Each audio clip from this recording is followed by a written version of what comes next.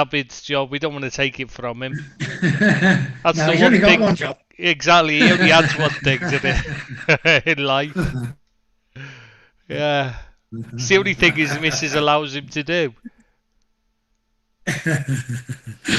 So yes, He's we'll got a like start. Riley, hasn't he?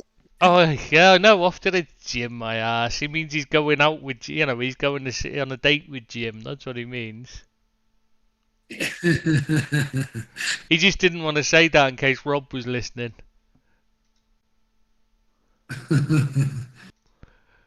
So where Is are this we? on? Sorry, come on. Just checking it was all running. Yeah, so Aleb song. Is that your mum? Aleb. yeah, Because your we'll mum, get she's there in. online, yeah. Yeah. See, oh shit, what's it on there? Send her an invite then. How do I do that? I don't know. We'll see. I sent the wrong fella. We've already done a minute and we've not said anything of use yet. Oh, why is it not coming up? It's not, your name isn't even coming up when I try and I'll have to copy it.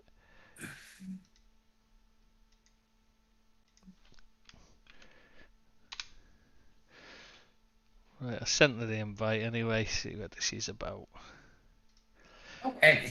Otherwise, it's just me and you doing the reviews to start with. Well, she probably won't have seen any of the games That's either, fine. so we'll just crack on. There's nobody listening yet. Oh, yeah, no, there is. Stephen's here. He's obviously it's still a good time for him.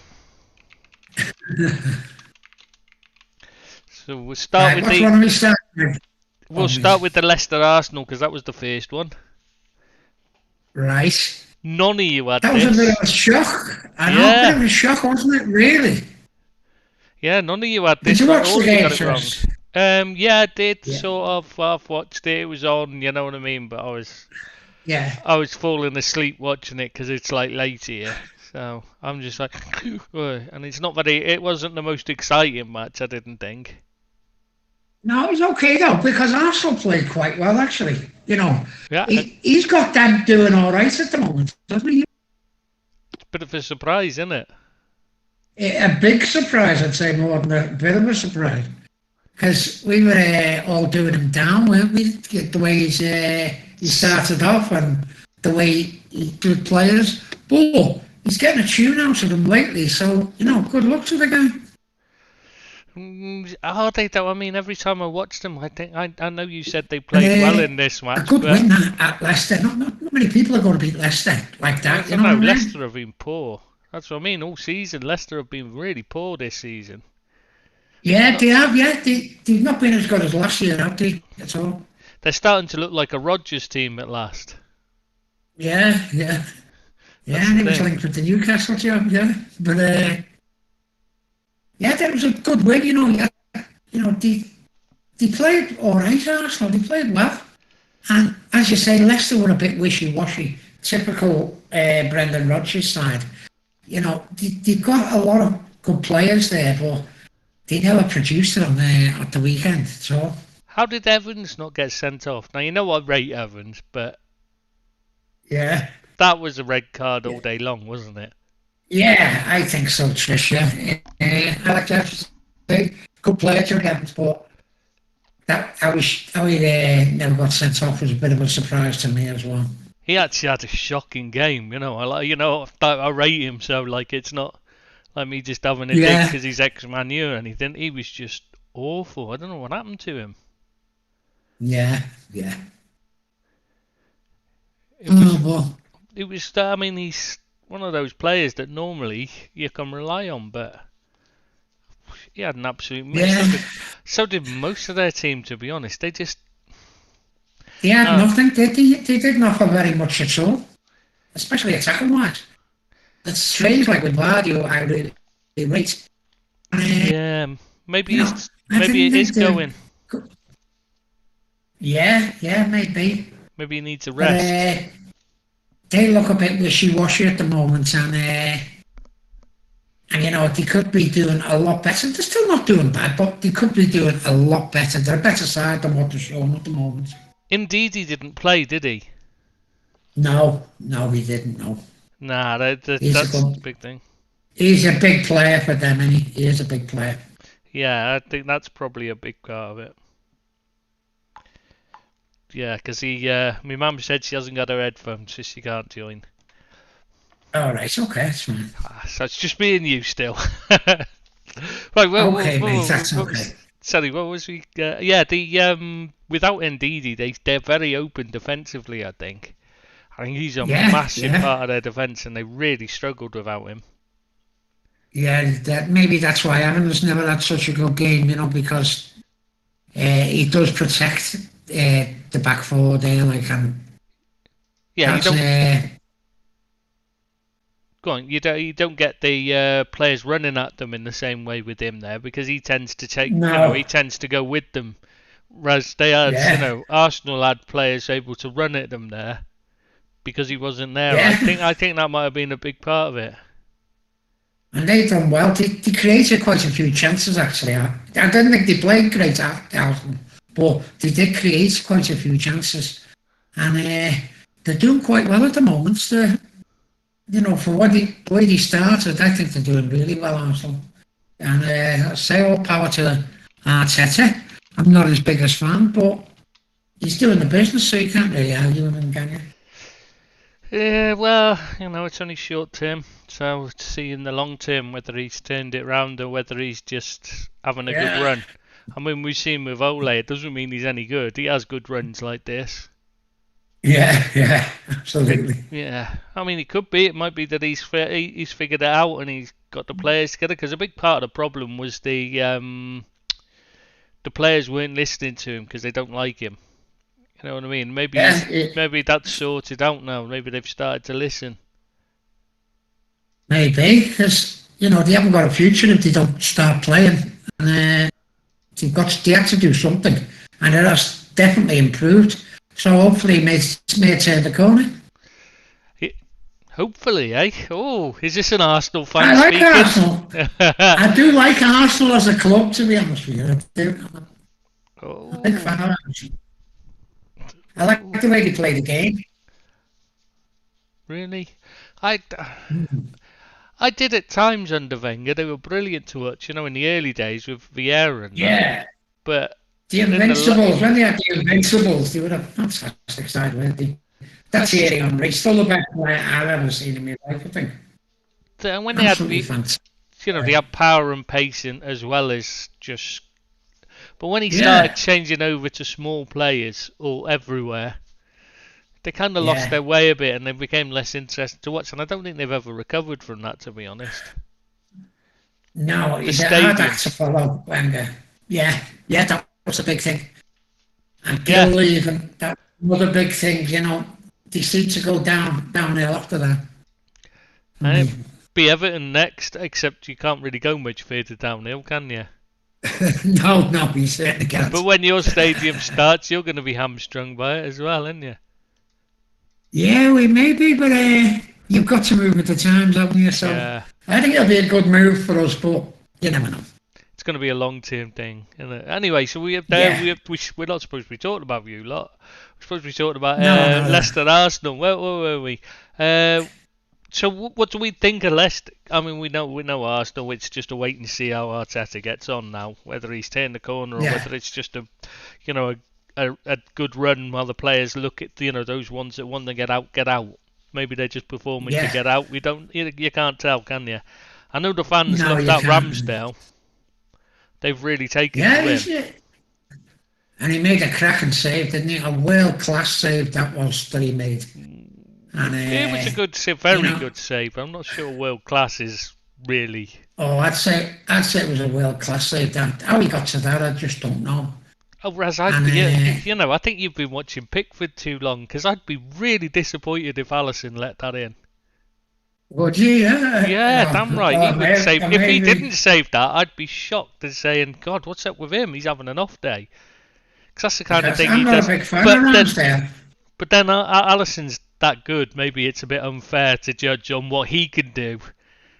then say that's what because like he is, in my opinion, the best in the world. So maybe I should that's the problem is I'm comparing him to players like him, Clements, Grobbelaar, that would pull off these ridiculous saves all the time, and you get so used to it. Neville Southall was the same. They just pulled off these amazing, you just saw them and you thought, wow. But it was all the time, so maybe you just, when it's other players, you forget that they're not that level, and so maybe you're right. Maybe it is world class save, and I'm just, because I'm looking at it, comparing it to a world class goalkeeper, I'd expect to save it. Well, of course, because it's a world class keeper, So yeah. So you maybe have a point. I should take that. I'm going to take that back about that save because it's hard for me to judge. But Leicester, do you think they're going to be in trouble this season? No, but I don't think they're going to challenge for anything. I was thinking they'd be top 5, maybe knocking on the door of top 4 if Arsenal or one of the others faltered. If United faltered, I thought, they might be in with a shout.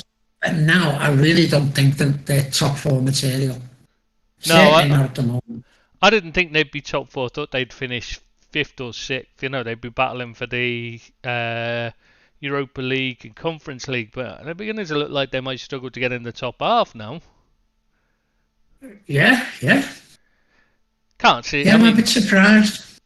Yeah, I'm sure they'll improve as the season goes on because they've got better players than most of the teams around them. But still, they need to pick it up soon. They do, yeah. They're faltering, and you wouldn't expect them to lose. I know none of us picked it, but you wouldn't expect them to lose to Arsenal. When you look at the strength of the two sides. But, there are things happen in football, and, you're not going to play well every week, but that was a bit of a shock at them. Yeah. This week. Speaking of shocks, we'll move on to the Burnley-Brentford, because none of you got this right either. None of you had Burnley down to win. No, and they were 3-0 up. After no longer, and had one disallowed as well. But good results, and didn't he need it? By all accounts, they hammered him as well. Win. Yeah, I seen the highlights of it, and they had quite a few other chances to score. I expected Brentford to get at least a draw, but fair play to Sean Dyche. He gets results, doesn't he? When maybe he shouldn't, and that's all power to the man. He's a good manager. He's a very good manager. Been unlucky with results in the other games, though, wasn't he? So he still ended up 3 points. They're still like in the relegation zone, even though they won. I mean, how unlucky can you get? You finally get your win, get up going. Yeah, finally get up and running, and every bugger around you does as well. It's just sod's law, isn't it? Yeah, but he's and there was a couple of good goals as well. You know what I mean? Brentford weren't in it until they got the late goal. But I like Brentford, but they were not as good as Burnley. Burnley played them off the park, and that's a strange one for me because they haven't been playing very well. But Dyche will always get a tune out of his players, and they have got some decent players there. And I like Sean Dyche. I don't want them to go down. I think they're too good to go down. Yeah, it would be a surprise if they went down, I think. Yeah. I mean, they're not the greatest side in the world, but they're certainly not the worst, are they? Yeah, and he seems to have he knows how to get the,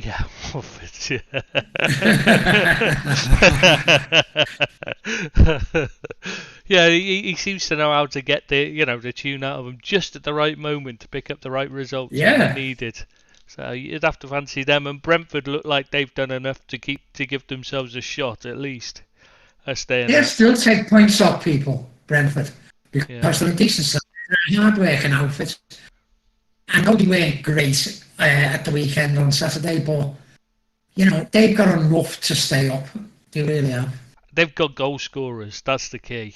Yeah. I know that they haven't been. They didn't score the last couple of. They didn't score the goals they should have against Chelsea. Admittedly, they were poor in that.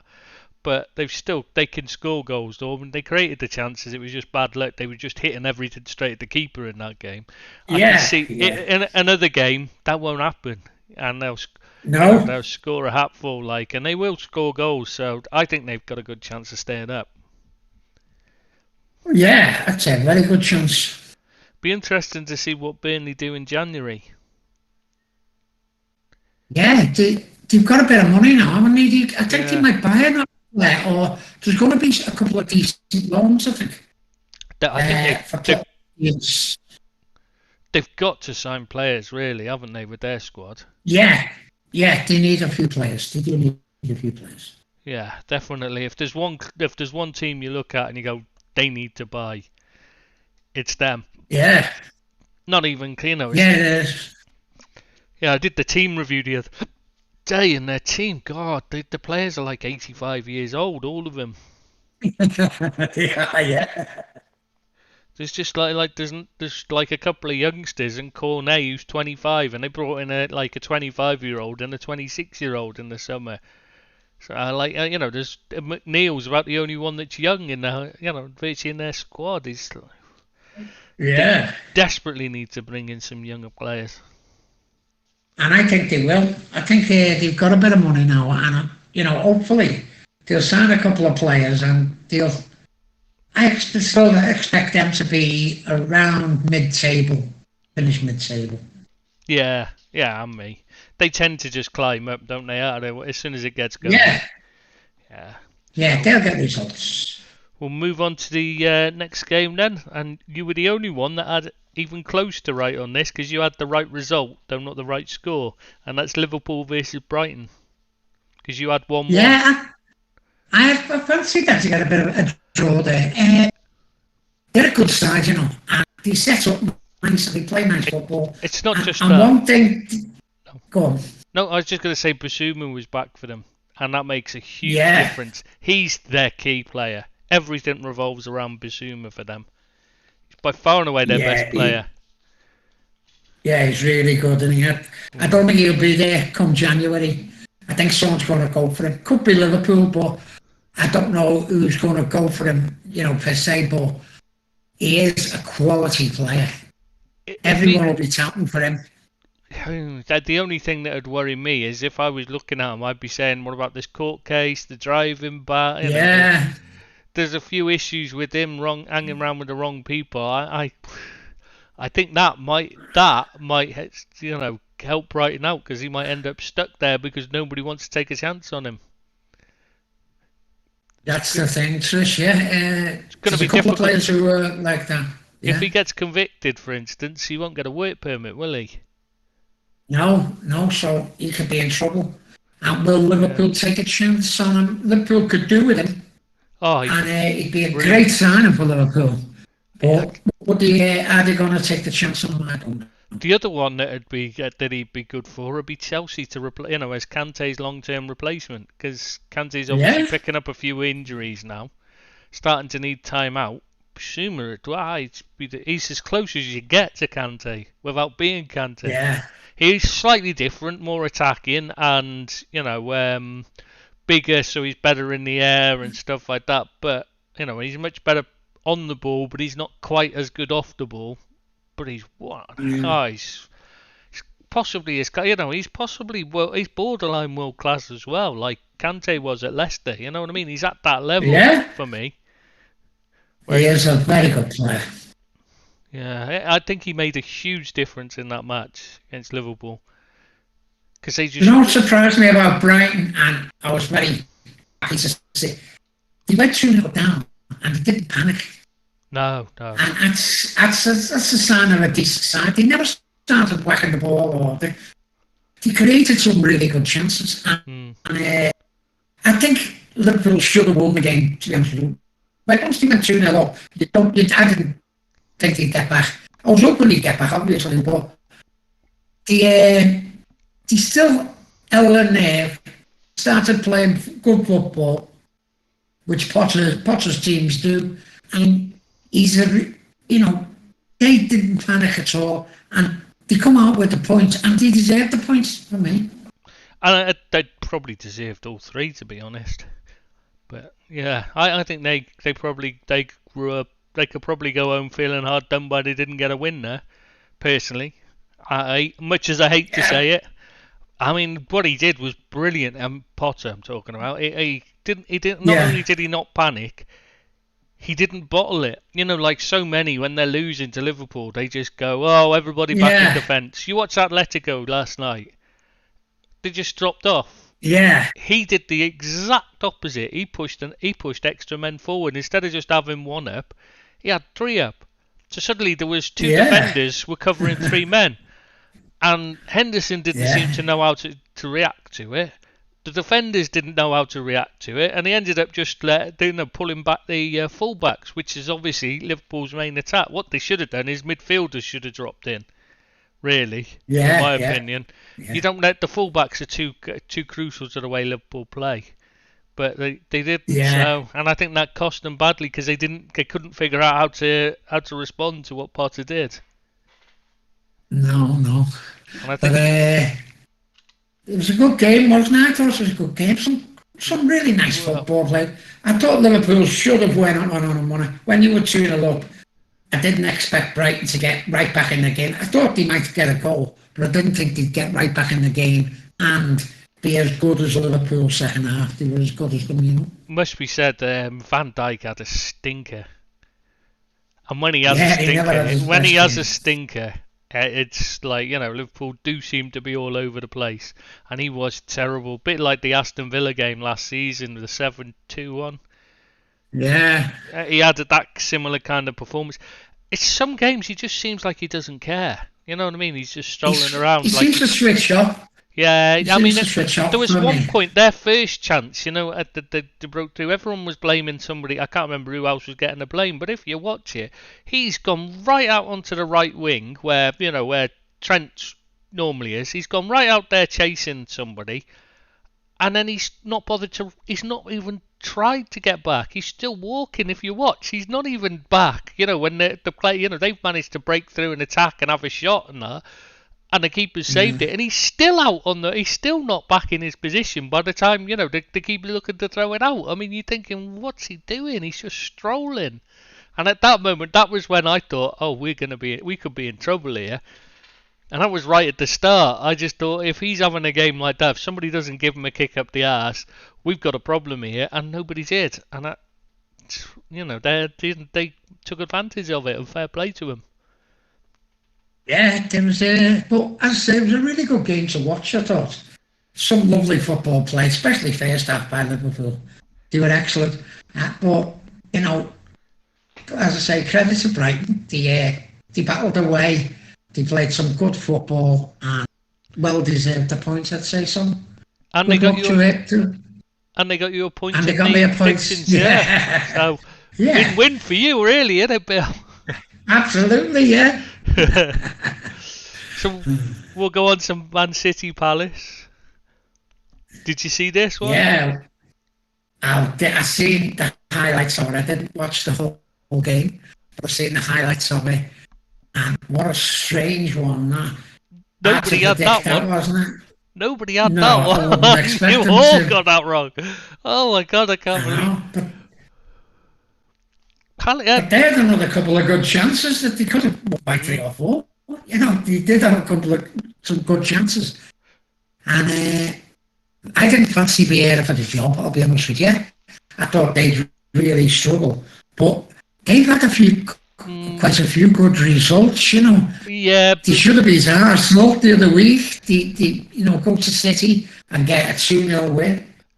Vieira, you know, tends to start well, so you know, it's sit back, wait, and let's see if he can keep it going, because that's what usually happens. He starts well, they do really well, his teams, and then over time they just gradually get worse. So I'm not lauding him or nothing, but you know, he has had some good results, and you know, you can only say well done to him. Really. Yeah, I mean, he might have learned from his, you know, the previous mistakes. So, like, you know, this could be the step where he stops this the normal where they tail off after a good result. But it's got to be said, City they're not the City of old, are they?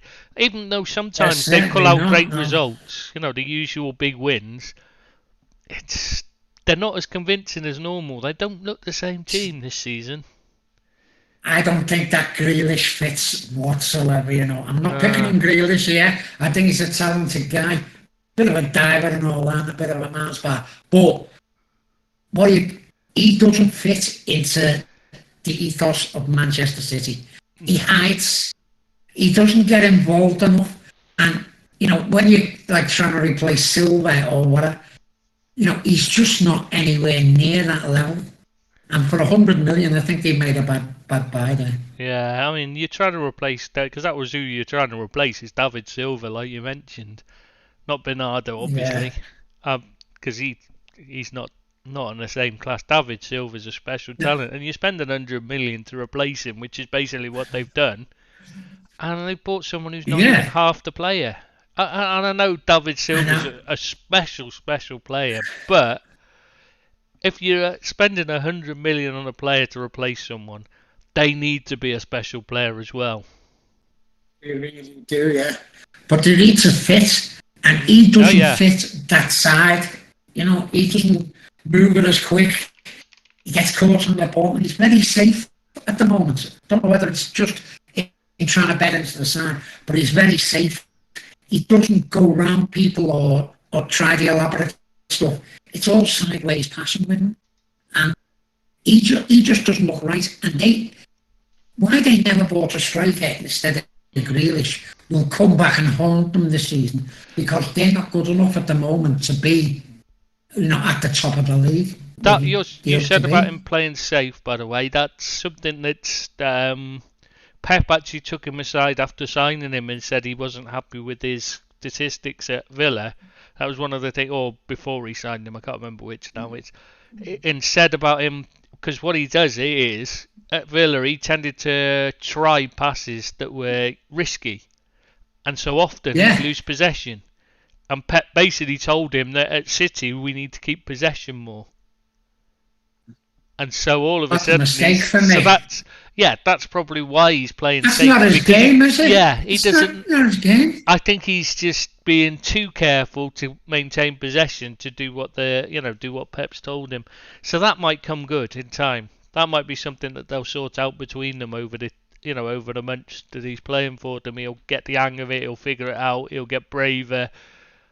And that might be one part that should improve, but I still don't see him as the right fit for the way they play. No, and it don't look good defensively, Chris. They look very shaky for me at the back. And I think they've got some good players, but left they backs, don't, yeah. That's the issue. But, they haven't got one. Yeah. No, they haven't, no. I mean, Mendy's obviously that's a bit of a problem, but he was crap anyway. Yeah, I'm not a Mendy fan. Yeah, he's an awful player. I don't know why they bought him. Yeah. He just...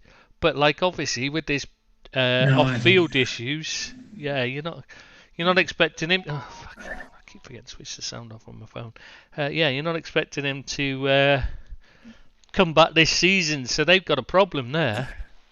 What's his face has been injured, hasn't he? The Ukrainian lad, who's not actually a left back anyway. He's more of a midfielder. But he's a good player. What's his silent? No. Oh, I can't remember his name now. You know what I mean. Anyway, and then there's the blonde-haired lad. Yeah, and then the looks a bit like Kevin De Bruyne, basically. And then he does, and then there's Cancelo, who's a right back, and he's the better right back of the ones they've got, which is a bit of a shame. So you're moving the better player from right back to left back, so you're losing the improvement that he could have brought to right back. So it's no wonder they're struggling. It's very strange though, because Laporte and Diaz on paper, that looks a perfect pairing, doesn't it? Yeah, I'm a big fan of Diaz, more than Laporte, to be honest with you. But them two don't look as solid as what they did last season. And, I think they're going to struggle to get to the top of the league, where they're hoping to be. They're too inconsistent at the moment. They go to Brighton and win 4-1. the week before last, and then lose at home to Crystal Palace. That's not champion winning side, forms it really. Yeah, but I do think the other teams, Liverpool and Chelsea will both drop points as well yet this season. So they might, they'll still be. I still think they'll be there and thereabouts. At the end of the season. So sure, I think they've got to buy someone. They might do it in January, Mike. Exactly. But they're a bit toothless at the moment. It's all right. All this ticky-tacky passing and 100 passes to get to create a chance like Barca used to. But it's not great in the Premier League because you get out-battled, and they got out-battled by Crystal Palace on Saturday, and it wasn't good, was it? It wasn't good. No, Palace deserved to win. It's not like it's a no fluke result or anything. They definitely deserved it. No, it wasn't a fluke result. Yeah, absolutely they did. Yeah, so we may as well move on though. Then I don't think we can say anything else on that, can we? Anything else to add? No. We'll move on to Newcastle Chelsea, and you all had the right result, but Deeps actually had the correct score as well. The jammy little git. Oh right, he would have, yeah. Yeah, he would. 3-0 to Chelsea. Obviously, I think we all knew it was just a case of how many they'd win by. That was the only thing, wasn't it? Yeah, it was what we all fancied Chelsea to win, obviously. But Newcastle are a very, very poor side. And, they're getting all this money and they're going to be this fantastic side that's going to be challenging to top 4 in a couple of years' time. My ass, they're not. They're a very poor outfit, and they're in danger of going down. With the I side could see them going down, especially with Graham, unless they replace Graham Jones quickly, because he's all. Did you see the formation he put out against Chelsea? No, I never really looked at the formation. 9 defenders, 1 midfielder was basically what it was. Yeah. It was just everybody hold back, and there was no change even when. And I read today that they're looking at Eddie Howe. That manager's job. My God, that'd be a nightmare, wouldn't it? It's hardly the man to bring trophies, is it? No, unless it's a short-term deal until they appoint someone, they can get someone who's top quality. That's the only thing I can think. Well, Eddie Howe may not get him to survive. He's not that type of manager. No, exactly. It seems a very strange choice. I can't understand why they're even thinking about it. No, I can't know. But I don't think they actually know much about football. The people that bought them as such. They're not football people, are they? They're outsiders, business people who have come in to buy a football club. So they've got to learn their way in. They've probably got a little bit. I'd say they've probably got a little bit more knowledge than the new Wrexham owners. Ryan Reynolds and that other guy, Rob McClellan, whatever his name is. Them two. I'd say they're probably a bit above them in terms of they've been watching the game for longer, so they've got a bit more knowledge. But they're not exactly knowledgeable owners. They're not like immersed in the game like. So I think they're going to be similar. I can see them making similar kind of mistakes to the ones Man United have been making. And it being a really just slow buying process. players. Yeah, buying names rather than the right ones. Because otherwise, the first thing they should have appointed was a director of football, a Ralph Rangnick or something like that. Even as the manager, a Ralph Rangnick or someone like that. Look what he's done for the Red Bull sides. Yeah. Yeah, you bring someone like him in. Yeah, you bring someone like him in. He comes in as the manager as well for the first few months, just to get things steadied and get them out of relegation trouble, or if they get relegated, just to steady the ship, sort things out, and see what needs doing. And then he steps up to director of football in the summer, and you bring in the manager you want. The works. I think so, wouldn't you? You would think so. Plan. That'd be the way forward. Yeah. Yeah, that'd be the way forward, I think, for them. But take nothing away from Chelsea, they scored 3 goals, and they're a good side, Chelsea. Yeah, it wasn't a test. They're going to be right up there. Oh yeah, they'll definitely be up there, but it wasn't a test. That one, that was a stroll in the park. You've still got to beat them, haven't you? You've still got to go and beat them. And And they've done it very, very comfortably. And to be fair, they didn't have either of their strikers. No. Mind, Timo Werner doesn't exactly score a lot, so it wasn't so much. It was, to be honest, this is if you're going to be missing your best players for a game this season, you'd choose it to be against Newcastle if you could, wouldn't you? To be honest. And Norwich last week. Yeah, exactly. If you're going to lose them, they're the games you want. And Watford, obviously. Hey, Bill. Oh, no, yeah, sorry. Absolutely, Watford, yeah. Oh, yeah.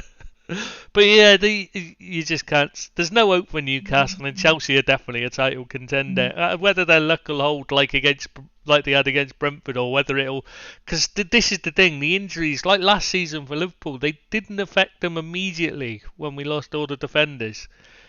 The injuries didn't cause a problem, so immediately it was after a while it started to become a problem as other teams figured out how to take advantage of it.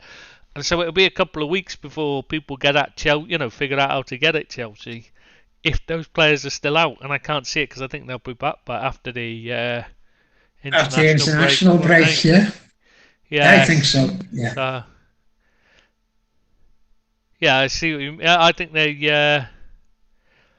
think they'll be fine once they get once they get them back, and they'll be all right. I mean, they're definitely challenging. It's just whether they win it or come top three. That's the only. They'll be top three, won't they? Yeah, they'll be top three. You're not looking at a team there that's going to drop down out of the Champions League places. It's which of the top three places they occupy. Yeah, it's the same for the three teams up there, really, isn't it? Man City are faltering. Liverpool are playing well. They're really doing well. But they're going to lose Mane and they're going to lose Salah for a few games. It's how they get on in them games without them. And if they get a couple of injuries, you just don't know. But them three are going to be up there, I think. And Chelsea is certainly one of them teams that could win the title. Not saying they are, but they've got a chance of winning the title. Very good chance, I'd say. Yeah, it's a good chance. Now we'll go on to your next. We'll go on to your favourite team versus Southampton, Watford. Yeah. What were the scorecasts there? Southampton won.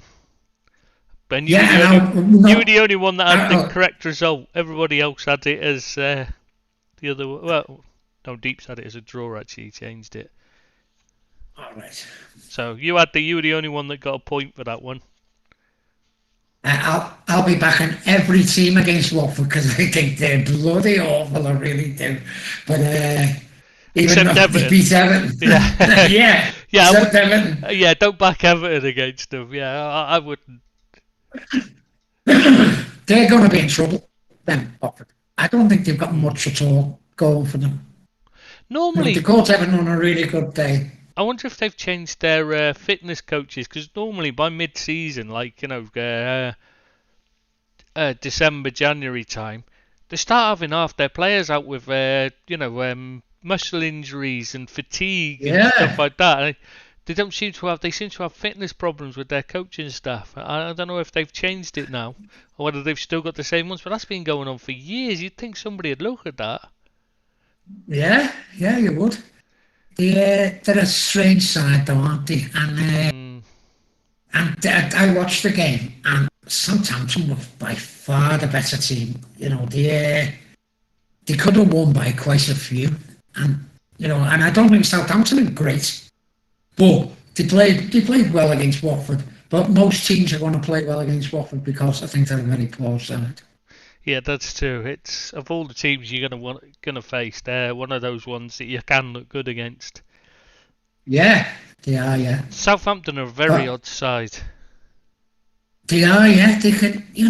I've seen them this season, and they played awful, but they played well. They played well against Watford, but it is only Watford. But they did play well, and it could have been 3 or 4. Yeah, you say it's only Watford, but not every team's managed to play well against them, have they?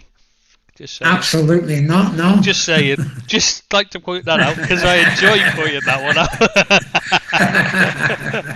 I do enjoy mentioning that. So don't even have to say which team I'm referring to because you know. I certainly do, yeah. Yeah. Do you think Southampton will be in trouble? I don't think they're going to have a great season. I expect them to finish maybe 14th, 15th, around there. They're not. I don't think they're going to get involved in the relegation battle. But I don't think they're going to finish halfway either. Yeah. I think they're that type of team. I don't think they're good enough. I think they need players. And, losing the likes of Ings and that, who was a fantastic player for them. He carried them last year, and if they haven't got him, they haven't got a lot going for them up front. Yeah, and definitely Watford will be in the relegation battle along with Newcastle. I think you can definitely put those two in there. So, and Norwich are down, aren't they? I think Norwich are down. I think they're just battling for which of the other spots they get. Isn't it really? Because Norwich are dead and buried, aren't they? Long ago. You'd think so, yeah. You really would. And you'd expect Burnley and Brentford to escape it. Yeah. That really leaves Newcastle, Watford, maybe Southampton if they have a bad run, maybe Leeds if they don't fix their run, Villa maybe if they don't sort themselves out, and that's about it really, unless Everton have a stinking second half of the season, don't fix it. That costs us, yeah, absolutely. Well, we'll move on to Spurs Man U anyway next. No surprise here, is it? Ole gets the result he needs to save his job again. Not. Even though none of yous apart from Deeps went for a Man United win. No, I didn't. Do you know what? Spurs are a bit of a mess of a club, aren't they? Nuno ended up getting the sack, but he was a bad appointment for me from the start for a team like Spurs. Spurs have got ideas of grandeur, and they want to be involved in, the Super League. And how can a team who play like Spurs be anywhere near a Super League team, if it ever come off? They're a bit of a mess of a club. And, they disappoint all the time. The supporters must be tearing their hair out. They've got some good players. And, but they've got the likes of Harry Winks and that who gets a game and they are a bit of a mess of a side. I'm not a fan of Spurs at all. They're not, well, obviously, because you said you got a soft spot for Arsenal, so you're not going to like Spurs. No. But they are terrible. I mean, Man United are an awful side, and they smashed them apart. So, they did, yeah. Doesn't say a lot for Spurs, does it, really? I mean, no, it doesn't. You could understand why Nuno got the sack, let's put it that way. But yeah, I think they've got problems there, at Spurs. I think there's internal problems. Yeah. They've got good players. I mean, a lot of good players. They should be up there looking, and I don't think they would, but maybe to get top 4, top 5, up top 6. There, but at the moment they're nothing like that side. No, they shouldn't have kept Kane. They should have sold him. Yeah, that'd have been the best thing for everyone. They could have reinvested that money and got a couple of really good players for that money. But you know what? They're always going to be like that with Levy, aren't they? Levy's a law unto himself. It's a really odd one because you can't. They had the agreement. You can't understand what on earth he was thinking because it made no sense to hang on to him. The money would have been far more useful. He wanted to go. It was never going to be... there's no reason you can think of why they turned it down, in my opinion, anyway. I know Kane was a good player for them, but not for that kind of money, and especially when he wants to go. That's the big thing. If he wants to go, take the money and reinvest it and buy two really good players, Yeah, somebody who actually wants to be at the club. Yeah, absolutely. That's what you've got to have for your club. Players who want to play for you and, are willing to bust their gut to get there. Harry looks well out of sorts, doesn't he? I'm a massive fan of Harry Kane. I think he's a very talented player. But he doesn't want to be there, and it shows in every game he's played. Yeah, he's been So it's a bad situation. It's a bad situation, but the supporters must be tearing their hair out.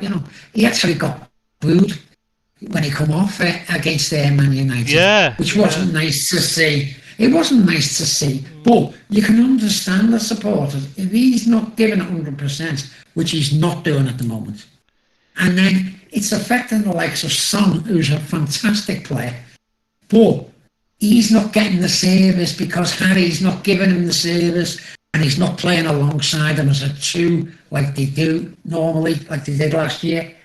And it's affecting his game as well because he hasn't been anywhere near what he was last season. So. Yeah, exactly. I mean, it's a really difficult thing for him. And he signed a new deal, so he wants to be there. So. Yeah. And he's the type of player you want, but he's going to need players around him. He can't do it on his own. Yeah. And they needed to invest, and they never. And that's been a big, big mistake for Tottenham. Yeah, I mean, I don't understand the thinking, but they made their own mess. They got to lie in it now, because they're not going to get it fixed anytime soon, are they? Can't see a January move happening. Fair play to United, though. They played well, and they deserve to win 3-0. Coming off the back of the 5-0 loss to Liverpool, he needed that, Ollie. But all it's done is give him a stay of execution. And I don't think that's going to suit United. I think they should either back him or sack him. Preferably sack him if it was up to me. But whoa, don't be saying that, Bill. Back him. They should be backing him, obviously. New contract. Never get rid of him for life.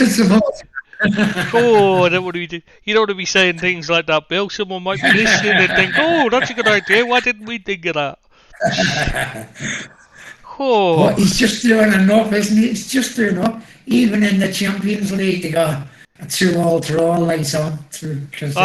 When there was him, he's wrecking it for them, isn't he? He's just every time it's looking like Ole's about to get the sack, Ronaldo pops up and scores. Yeah, gets him out of jail all the time. But they're still not a great side, are they? I know they were playing really well, and fair play to them. He stepped up, but you can't do it one week and then play like they did against Liverpool the next week. You can't do that. They need some consistency, and they're just not a consistent side. They're not a good side. Got some great players, don't get me wrong, some really good players, but they're not a side who's going to be challenging for honours this year. I wouldn't think so. I might be wrong, but I don't think there's not a team there, is there? There's players, great players. Yeah, not a great team. No, and that's down to the coaching. Should they really have character, feeling, players like that? Coaches like that. They're not good enough for Manchester United, are they? No, they shouldn't have him. Why bring Phelan back? I don't understand it. He was terrible last time round. Last time they had him, but I can't see why. And I don't think I think Carrick was a great player. Loved him as a player, but as a coach, they've got to be coaching players to play better than what they are doing. I don't know whether it's an inferiority complex because of some of the big names they've got, and and they're finding it hard to, try and motivate them players. But they look a shadow of a Man United side to me. Yeah, they're not what you expect at all. So, not from a United side. You expect an attacking and exciting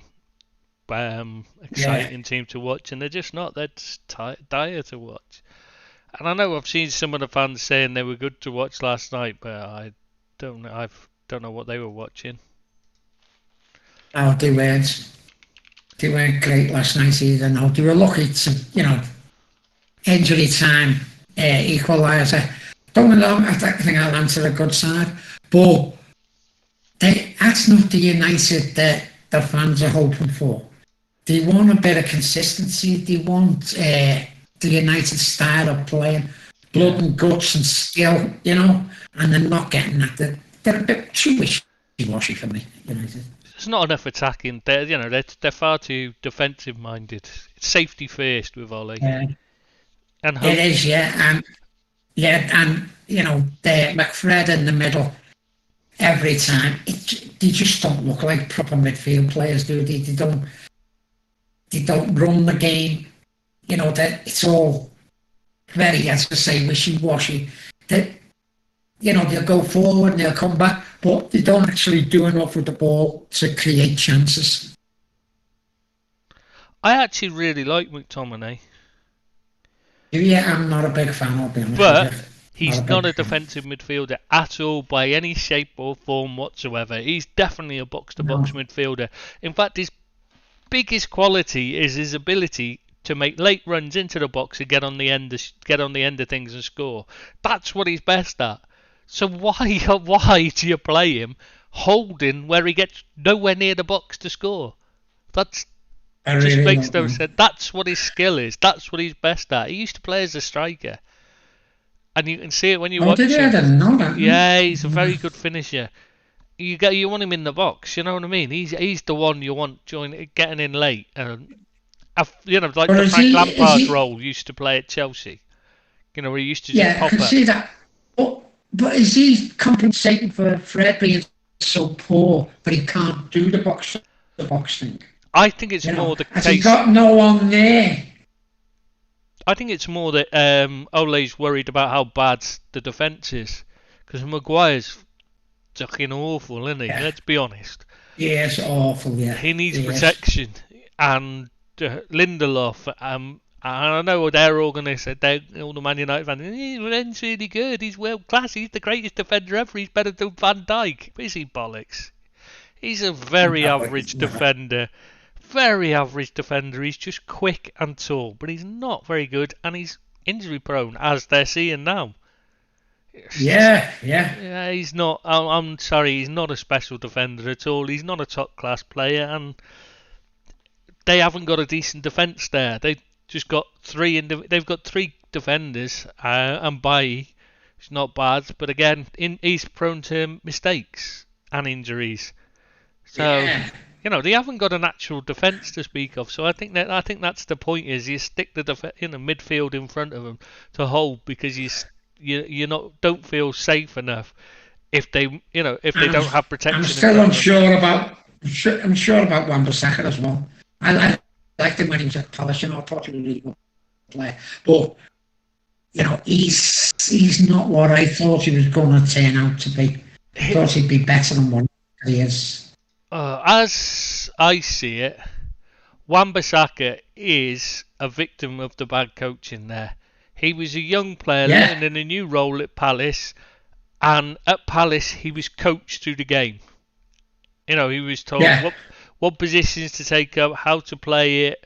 Constantly, Roy Hodgson helped him through. He didn't leave him to just play. And Man United spent a lot of money on him, and seemed to have just said, right, this, just go out there and play. And he doesn't know where he should be. He's still playing like he's a fullback in a Roy Hodgson team. You know what I mean? He's still taking up the same positions, which are fine when you're playing in a Roy Hodgson team where you're playing deep line and you're playing compact, and you want your fullbacks right in close to your centre backs when you're playing that way, because you midfielders, your wide midfielders come in and play the wide, take up like an auxiliary fullback role. So that's fine then, but Man United don't play that way. Their wingers are still up the field. So he needs to be wider. Yeah, they are, And his positioning is, he's not being coached to take up the right positions, and that's where he's going wrong. They keep going on about him not being good going forward, but he was fine going forward. He was a winger, and he wasn't a top class winger by any means, not even close to it. He probably wouldn't have made it as a winger, to be fair, but he clearly has the ability to at least deliver a cross, a decent cross. So if he's not doing it for Man United, you can only say the problem is at the club itself rather than the player, in my opinion. And who's having a terrible season? I think Rob's with us at the moment now, isn't he? But that's Robert Wright. Who's been they've been very poor for them this season when I've been caught out of position. The right fullback. he's not Right the player. fullback. That's Wan-Bissaka. We've just no, sorry, around. Sure. No, sure. Oh, I don't think he's very good anyway. No, they were raving about him last season, but he was awful defensively, and they were still raving about him. And I don't know what they were watching because he was dreadful. He was being positionally. He's getting caught out every week in, week out. And he's not doing very well at all. He's a liability to that as much as Maguire is. He's not the player who I thought he was. I'm not a big fan of his defensively. I don't think he's very good at all. I think he's just being shown up for the player he is, rather than it's just suddenly become he's just having a bad season. I think he's playing to his level. Just before, people were only noticing what he did going forward. Can you tell me how he's keeping Trent out of the England side then? Who? Kyle Walker's keeping Trent out of the England squad. Oh, sorry, it's Kyle Walker. Yeah, sorry, I'm getting mixed up there. Yeah, it's the right side that he plays. Kieran Trippier, all them. Yeah, no, sorry. I'm getting mixed up. Yeah, but he's had a poor season, and the goals last week were his fault. All the goals against Liverpool were his fault. And I think he's a terrible player, Luke Shaw.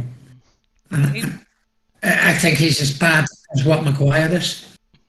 And the two of them together are just hilarious. Yeah, the Chuckle Brothers, yeah. Oh, definitely. To me, to you, definitely them, innit? Yeah, absolutely. Oh, it's embarrassing watching. That's a Premier League team. It's the richest club in the world, pretty much.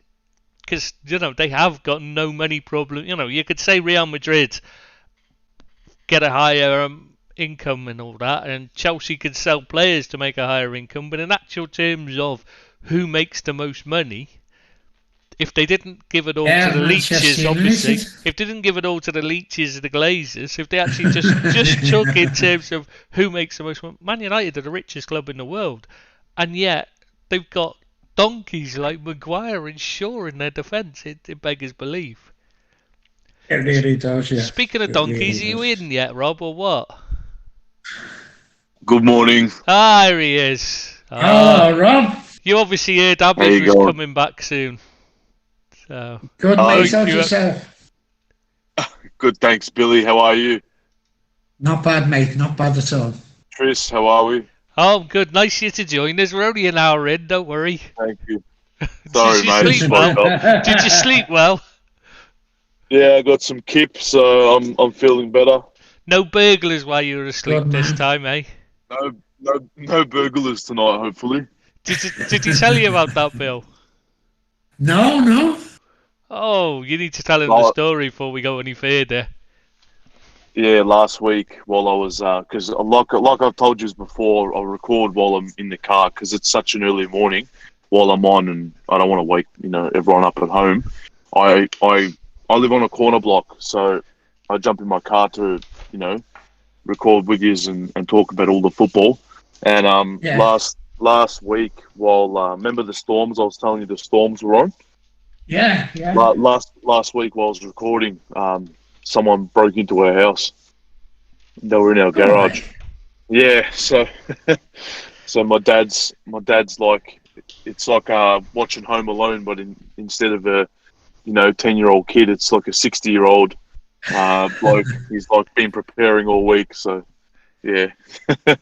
Hopefully that doesn't happen tonight. No. Oh dear. I just don't know how you didn't notice. Oh, look, it's really dark and stuff outside. Oh, here we go. Bloody, I was getting so involved in the conversation and things like that and listening. I don't know how I didn't notice, but you would think, because you must have the light on in the car, right? Because you have notes. Because you take notes. No, because I write it down on my phone now. So I used to write it in the notebook, but now I've had the light off. So. Right. Yeah, see, you could have frightened him off. If he'd have seen the light on the car, he'd have thought, "No, I won't bother with that one because there's somebody awake." See?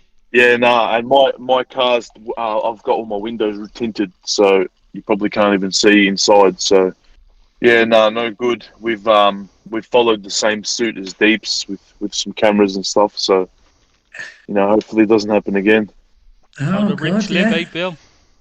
See, if he was like us, he wouldn't have anything worth robbing, so we don't have to worry about that, do we? I've got a cricket bat. That's my alarm system. I've got a cricket bat, Maggie. That's what I've done now. I've pulled out my old cricket bat and I've got it in my room, so I'm ready. Oh, bless you. How are we going so far? Everything right. Good? Yeah. We were just discussing Spurs Man U, so don't know if you wanted to add anything to that. What I do want to add, and this is going to be a bit silly, but I think last week when we did predictions, I predicted Spurs to get the win. And then once we'd finished the pod, and then like when I woke up a few hours later, I was thinking about that. I'm like, why did I put that? Yeah. Spurs are so poor, and I really thought that Manchester United were going to get that result because of all the pressure, and they probably couldn't have played a better side at the time for them. So yeah, I didn't see it. I didn't see much this weekend other than Liverpool. The good news I'm really happy about is I've got this weekend off, so I'm going to be up majority of the weekend watching a lot of the football. So this week sure is going to be interesting. Yeah, I'm very happy about that. Because Deep shit out because he didn't watch any, did he? Pardon? Go on, Bill. What you say? Sorry, I was just going to say, did you hear that we were talking about the Liverpool game against Brighton? And it's a good game. Did you watch the game? Yeah, Liverpool-Brighton I watched. I definitely watched that. Have you guys reviewed that already? Yeah, but have you got anything to add? Okay. Oh, well, I did write something down, but I don't know if you want to go back on it again, since... You sure? Mm. Yeah, go on, Rob. Alrighty. Let me get my notes out. I didn't realise you already reviewed it, sorry. So, my Liverpool and Brighton just rerun. After a great week for Liverpool fans, I can't help but feel disappointed after the Brighton game. Sure, Brighton are a good team to play, a good team to watch, and with some of the truly nice football they play at times. But I really wish Liverpool had taken the bull by the horns and got the win, considering title contenders Man City lost at home to Crystal Palace. Brighton, surprisingly for me, had the opening chance when Solly March blasted a ball at an angle which Alisson pushed away. But a minute later, we hit back with our first chance and we were up, courtesy of a great passage of play where Jordan Henderson got on the score sheet. Brilliant ball from Van Dijk to find Salah, who cut across and passed to the captain, who hits a first-time goal. Always love to see Hendo find the back of the net.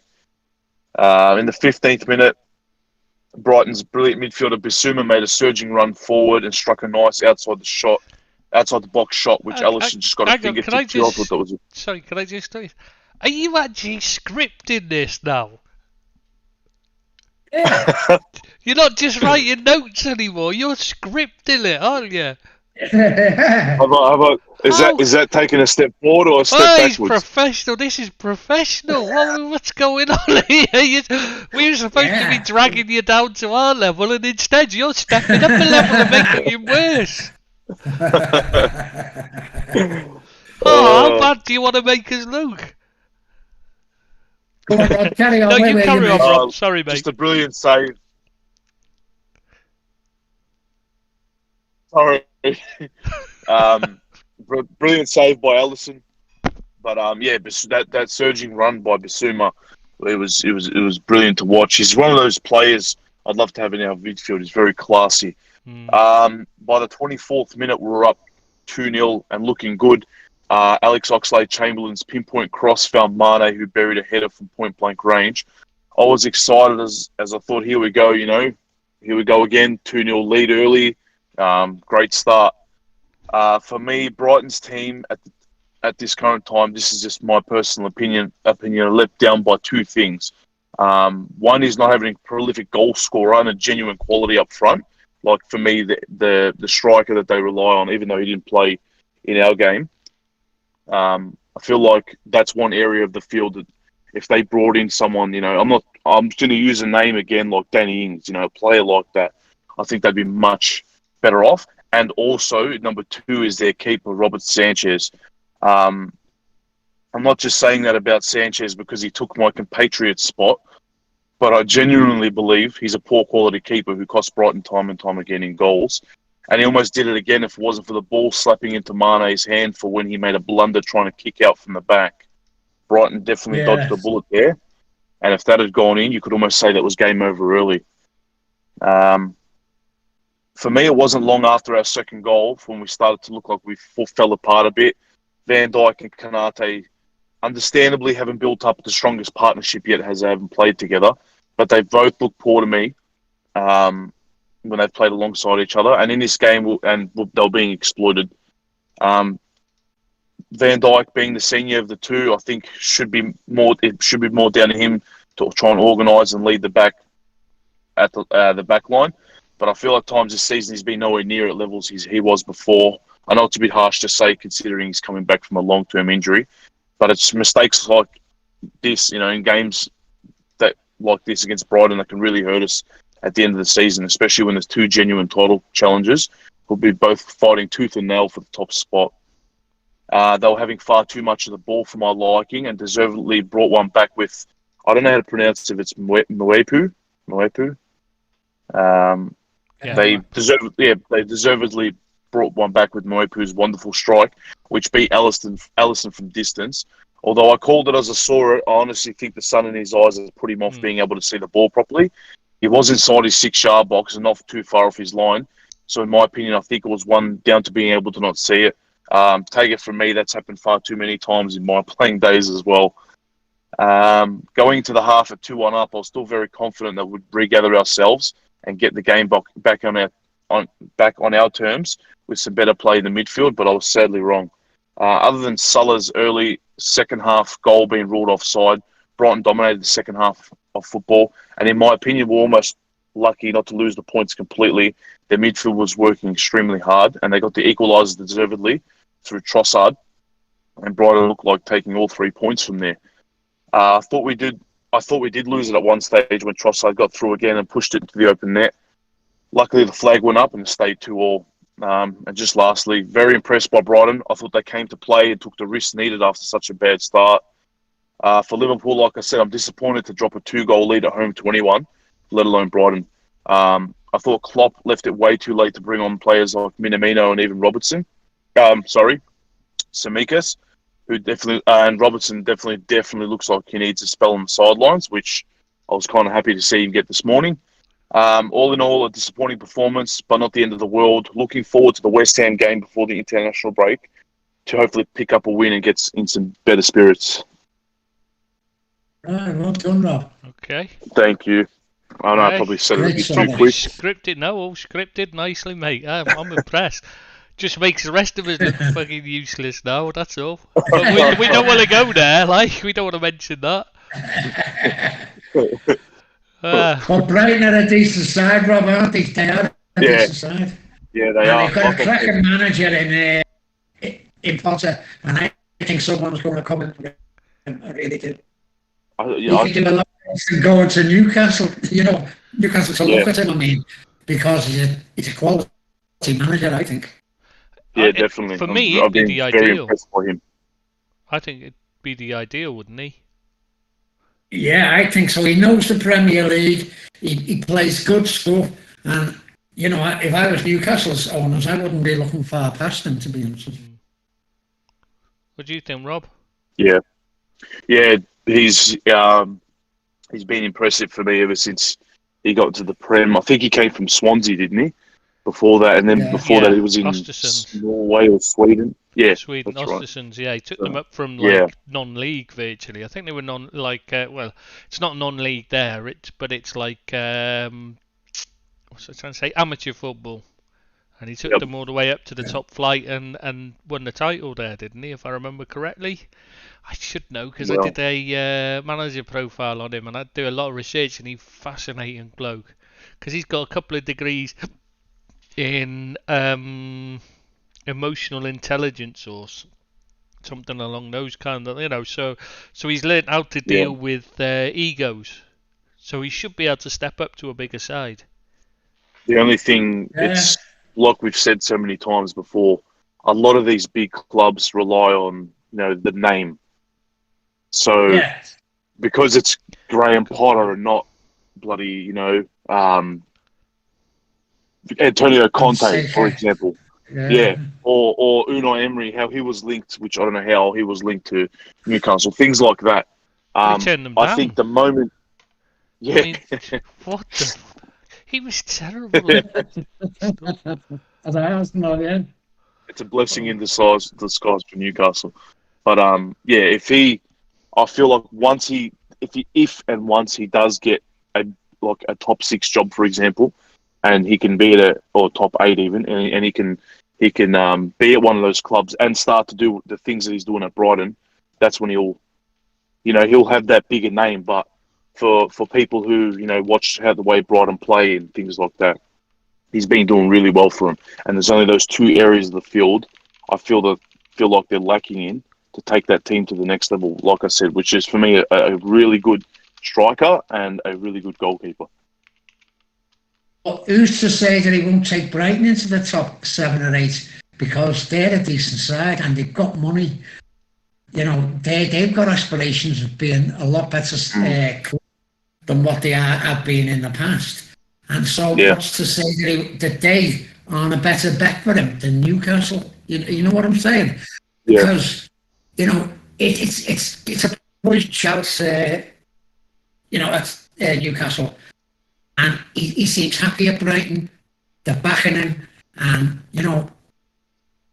he might think that he's got a better chance of succeeding with Brighton than what he does at Newcastle. Awesome. Yeah, definitely. It's a good point, Bill. Yeah, Newcastle isn't exactly the team that you're likely to get stability with in time, and that's what he needs, I think. No, absolutely it does, yeah. Yeah, you make a good point there, Bill. So should we go back to where we were up to? Go on, mate. Norwich Leeds was where the next game, because we just finished Spurs Man U. You're not doing very well on your predictions, by the way, last week, Rob.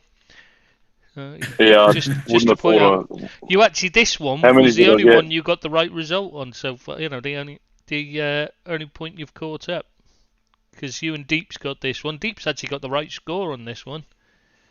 Oh well. So I was robbed because it should have been 1-1, and Leeds very poor side to me. I like the outside. Don't get me wrong. I think he plays lovely stuff, but they're so open. And it went to 1-1, and they had a great chance, Norwich, of getting their heads in front. And they're so lacking out there. They're such a poor side, but they were much worse than Leeds, and I think Leeds are in a bit of trouble at the moment. Yeah, they're in a lot of trouble with it. But they've got the players. People forget that they've been missing most of their first choice players. They're probably having half a team out each week. So they will start to pick up, you'd think. Well, you got to remember they're not long come up from the Championship. They've not had time to build a side.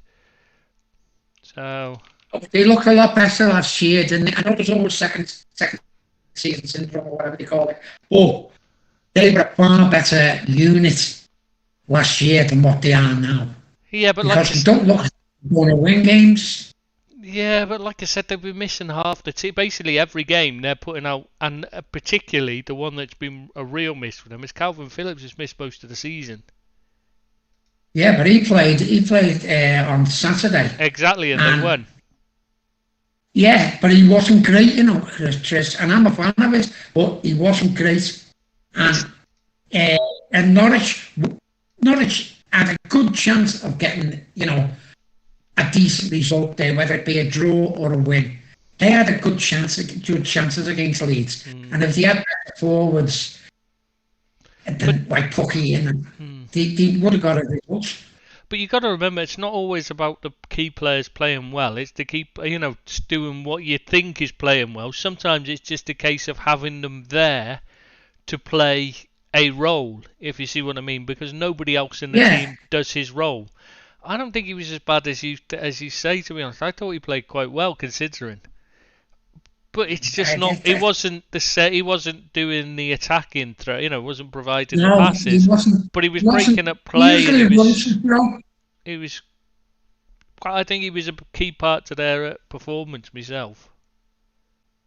And without that winger who used it after, who's a fantastic player, lad who scored. Rafinha. Yeah, what a good player he is. Oh, he's special. And without him, they'd be in a far worse mess. Yeah. He's a quality player, interesting me. Yeah, I really like Rafinha. He'd be the one I'd buy for Liverpool if I could buy any player. Him and Basuma are the two you'd buy from shall we say, lesser sides in the league. They're the two that stand out. You know what I mean? Yeah. If you're going to take two players, you say you could have your pick of all the lesser sides: the Burnley, the Brentford, Brighton, Palace, Watford, Southampton, Norwich, Leeds, Villa. I was going to say West Ham, but it seems a bit unfair to put them in considering how they're going. Wolves or Everton, basically. Anyway, these ones that aren't going to be challenging for the European, aren't likely to be challenging. They might do, but, as a rule, you're not expecting them to, is what I should say, in terms of money they have. You'd say Rafinha would be up there as one of the top two, definitely. Yeah. He's playing really well, isn't he? He's scoring goals. And he's a handful for any defence. Oh, so, Bill, you tipped the 1-1 draw, did you? Yeah, I done for the draw, yeah. If it wasn't for that bloody... No, he went 0-0. Oh, sorry, 0-0 I went, yeah. 2 poor sides. Yes, I went for the draw, but it was 0-0 I went. Abid went 1-1. Yeah, if it wasn't for... Abid just missed out then with the Tim Krul dodgy keeping for the... yeah, terrible. Again. Forgot his name. The Rodrigo shot. I seem to remember somebody mentioning how bad Krul was. Wasn't it last week on the pod? I think you did, Trish. I think someone. I seem to remember it. I don't know who that could have been. Yeah, no good. It was like he heard me, wasn't it? Just thought I better prove him right. I just heard him saying how shite I was. I better prove him right. He'll be having a bad weekend after the Brighton result. I better prove him right. Cheer him up a bit. Yeah. But did you watch the game, Trish? Did you watch the game? Yeah, I actually watched quite a lot of football this weekend for the change because I was able to watch it. Normally I end up too busy doing the reviews, the match review. It takes up so much time. I have to just sit and do it from the moment the game finishes. But I managed to get that one done pretty quickly. So, what's a strange one for me though? Where did Norwich go with the manager? Got to change. Did he say we've got to try and do something to stop this decrepit run, or do we say we know what we are, we're going to get in the Championship and try and bounce back? Is that what type of club Norwich are? I don't know, but I can't see him staying there for that long if he doesn't start getting a couple of results. I don't think he can. Yeah, I just don't see what you can keep him because his team doesn't even go out like they expect to try and win even or get a result. They just seem like they're just hoping. They're just like going out there resigned to losing. I mean, yeah. But who? Yeah, I don't know how long they'll last. I won't be surprised if they Farker him off. Yeah. Nice one, Rob. Nice one. I love it. I love preparation and all that preparation. I think I ruins one of it those all. last week as well. Oh. You were doing so well, Rob. Yeah, they should get someone like Eddie Howe. Give him a chance. Well, I wouldn't go Eddie Howe, but yeah, I get what you mean. They should get someone in who at least goes out there and says, right, we're not going to aim to be top 26 teams in the country. In other words, challenge for promotion each season, which is exactly what Farke said. I watched the interview. Yeah. I was sat there thinking, I must have misheard that. He must have said top 16. You know what I mean? He must be saying that the plan is, keep building the side and aim to be top 16. But I had to rewind it and listen back, and I'm like, no, he definitely said top 26. That's the aim. So what? Why would that even be an aim? Yeah. That's not a target, is it? No. Should be out the door as soon as he said that. Yeah. They should have threw him out the door. I mean, that's a target if you're mid-table in the championship, or bottom of the table in the championship. You aim to get up there and challenging for promotion. But once you've actually won promotion, surely your aim has got to be to stay alive. Yeah. Yeah. Unreal, that is. But they obviously agree with it. That's obviously what they're thinking of as well. Because otherwise, do you think so?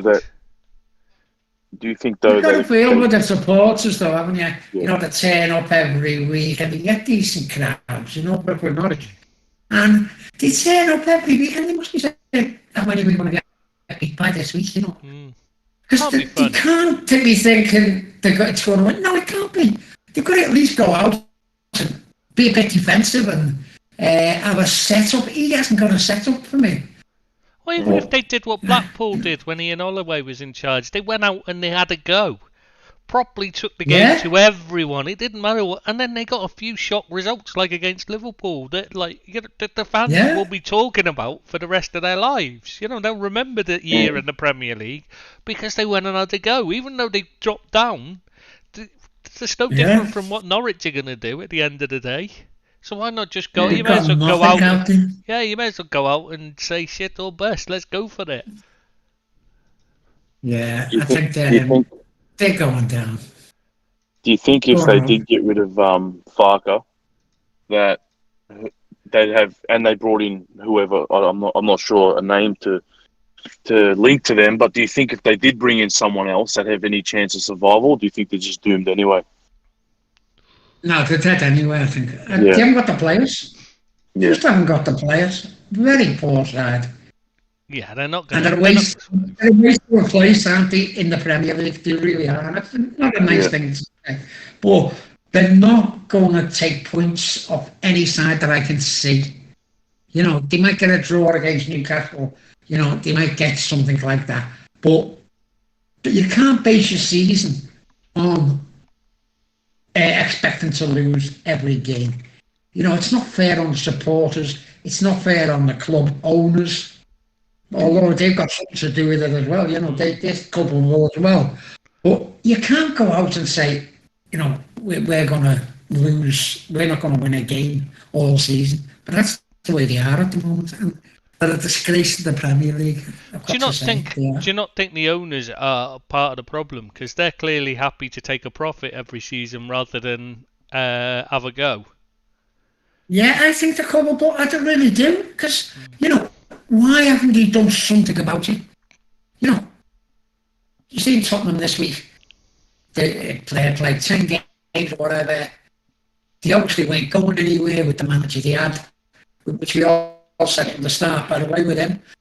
And so, Nuno is out the door.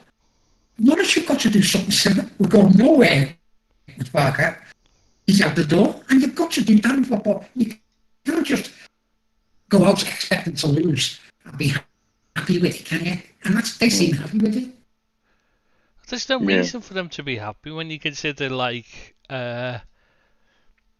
he's had how long he's had is what I was trying to say. He's had plenty of time to build a winning side now. So I don't see the excuse. If it was his first or second season, that's one thing, but it's no. No, I think he's got to go, hasn't he? Yeah, he's really got to go. Sam comes across a very nice guy and all that, but he's obviously not a good manager because the lads aren't playing for him. They're not great players, don't get me wrong, but they've got a similar to what Brentford have got. You know, they're not good, not great players, but at least with Brentford, they have a go. They try. They run their hearts out. Norwich don't even seem to do that for me. And I think they're in real trouble as a club, not just this season. I mean, as a club going forward. I don't see where they go from here. Yeah, that kind of aim, top 26, that kind of attitude prevailing through a club. Eventually, players players don't buy into it and they stop trying, and you start to drop off. Instead of being top 26, being in the chair, you start to drop down the table and even end up in a relegation fight or getting relegated as well. You know what I mean? You need to show more ambition, even if you don't have to spend more money. You can still aim, but you can aim, set your sights higher than 26th. Yeah. Especially when there's only 20 teams. That lad? That centre half, did you give him that? What's his name? Oh, Kabak. Oh, no, we didn't give him to him. They loaned him. God. Oh, I did say that. Another one I said last week. Yeah. I did say that last week as well, and I sat watching him. He's the worst defender I've seen in years. He's woeful. Absolutely. He thinks he's Diego Maradona as well, trying to do pivots and stuff. You're watching him, you just think, oh my God, what are you doing? You can't even kick the ball. Why are you trying to do skill? God, was he ever any good? Because I heard for ages, even before we signed him, people were raving on about this, young Turkish centre back in Germany at Schalke, and he was so good.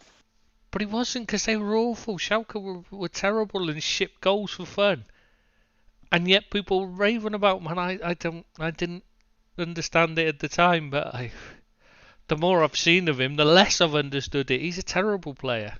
He has got no defensive nous whatsoever, no positional sense. He can't tackle. He can't, he can't control the ball. He can't pass it. Awful on the ball. He's not good in the air. I just don't see what he does. I really don't understand what he does. And yet they played on for the full 90 minutes. Even when they took off a defender, it wasn't him. And I'm sat there thinking, why would you leave him? Yeah. I mean, there must be something in the loan contract. That's all I can think, that he has to play when fit. Because otherwise, he'd be the first you take off. He's like the Turkish Grant Hanley. Worse. And they're playing and even better, they're playing alongside each other. Brilliant. Yeah. Now that's good planning, isn't it? So bad. Yeah. So bad. Yeah, they look dead and buried. Oh, definitely. And we just hit November, so yeah, it's quite sad. Manager comes across as real, laid back, and you want to see him fire up, or show your passion, get in and say, But every time you see him in an interview or so, he's always really, he looks like he's annoyed, like he's angry, but he's the way he talks, everything. You want to see a bit more fire in there, but I don't know what they're going to do. I don't know what their plans are for the rest of the season. They've probably got no money to spend come January to do anything about it. So I don't know. They must have money. They've not really spent anything. No, I don't know. I'm not sure. But there's going to be players in the Championship or lower league who do a better job for Norwich than what most of the team are doing now. You even have a grafter. A grafter who runs his heart out and tries, because a lot of them don't look as though they're trying to me. But that might be me being harsh. But they're just not up to it, are they? They're just not up to the job. Well, a terrible team. Embarrassingly bad. They could be the worst ever. I don't know what anyone sees in Todd Cantwell as well, for me. People talk about him, or I remember last time in the Premier League. Oh, Cantwell, sorry. I'm thinking, who the hell's Cartwheel?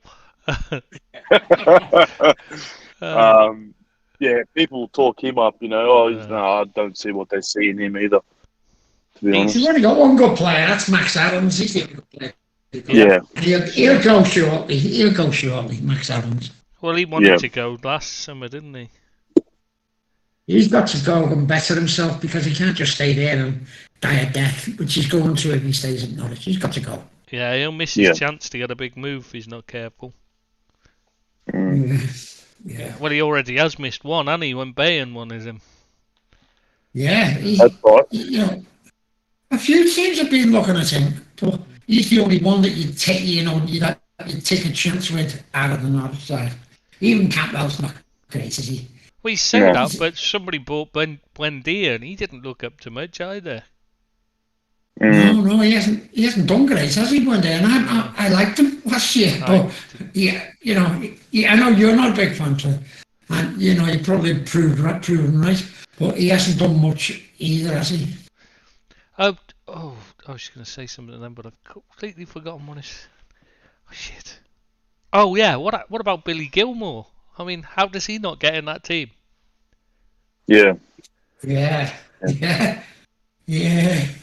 That's an odd one, that for me. There's just something not right at the club, is there? I thought at the time that was going to be a really good loan for him, but I don't know what happened there. So, I mean, Farke won't play him because he doesn't want to he wants to develop his own players rather than players for another club. But in the position they're in, you just play your best players, don't you? Your best team. You put your best team out and you go out there and you try and get the best result possible. But instead, he's arsing about arguing because the player's on loan. Well, if he's better than what you've got, and he clearly has to be better than what they've got, because he's a good player. So, unless there's problems behind the scenes of him, an attitude problem. But I've not heard any whispers of that, so I don't know. But unless there is, I do not understand how you can leave him out of that team, because he stands out as a better player than anything they've got. Yeah. Anyway, we'll move on to Villa versus West Ham now, because I think we've right. Just give me a second, please. You just need a time out, just for a minute. Need to pee. Empty your colostomy bag, yeah. It won't take long if he's emptying his colostomy bag. They don't take long to do. Some of the things you say, mate, they kill me. I remember when we met Matt, he had before he died, he had first off he got cancer of the stomach. He didn't know he had cancer of the stomach. They were treating him for ulcers, and then he collapsed at home. Anyway, he had to have a colostomy bag fitted. He loved it. He thought it was great because he could play, because obviously he had nothing to do because he couldn't work or anything because he was having treatment for cancer. So he sat at home and he used to just come round mine and play. We'd play FIFA. I didn't really like FIFA, but he was bored. We used to play FIFA all night. Well, I'd edit play. Just in between matches while he'd set up all the team and all that, and we'd play on the same side, against the computer all the time, And he used to love having the colostomy bag instead, because it meant he didn't have to pee all the time while he didn't have to go for the pee, because it'd last ages. He'd only have to empty it once a day or so. Oh, well, I've never seen one of them before. I hadn't before he had it, I got to be honest. That's the first time I'd seen it. So, but Billy's got the same thing. About that, guys? Hey, all right, Bill, did you empty it all right? Yeah. Yeah. I'm better now.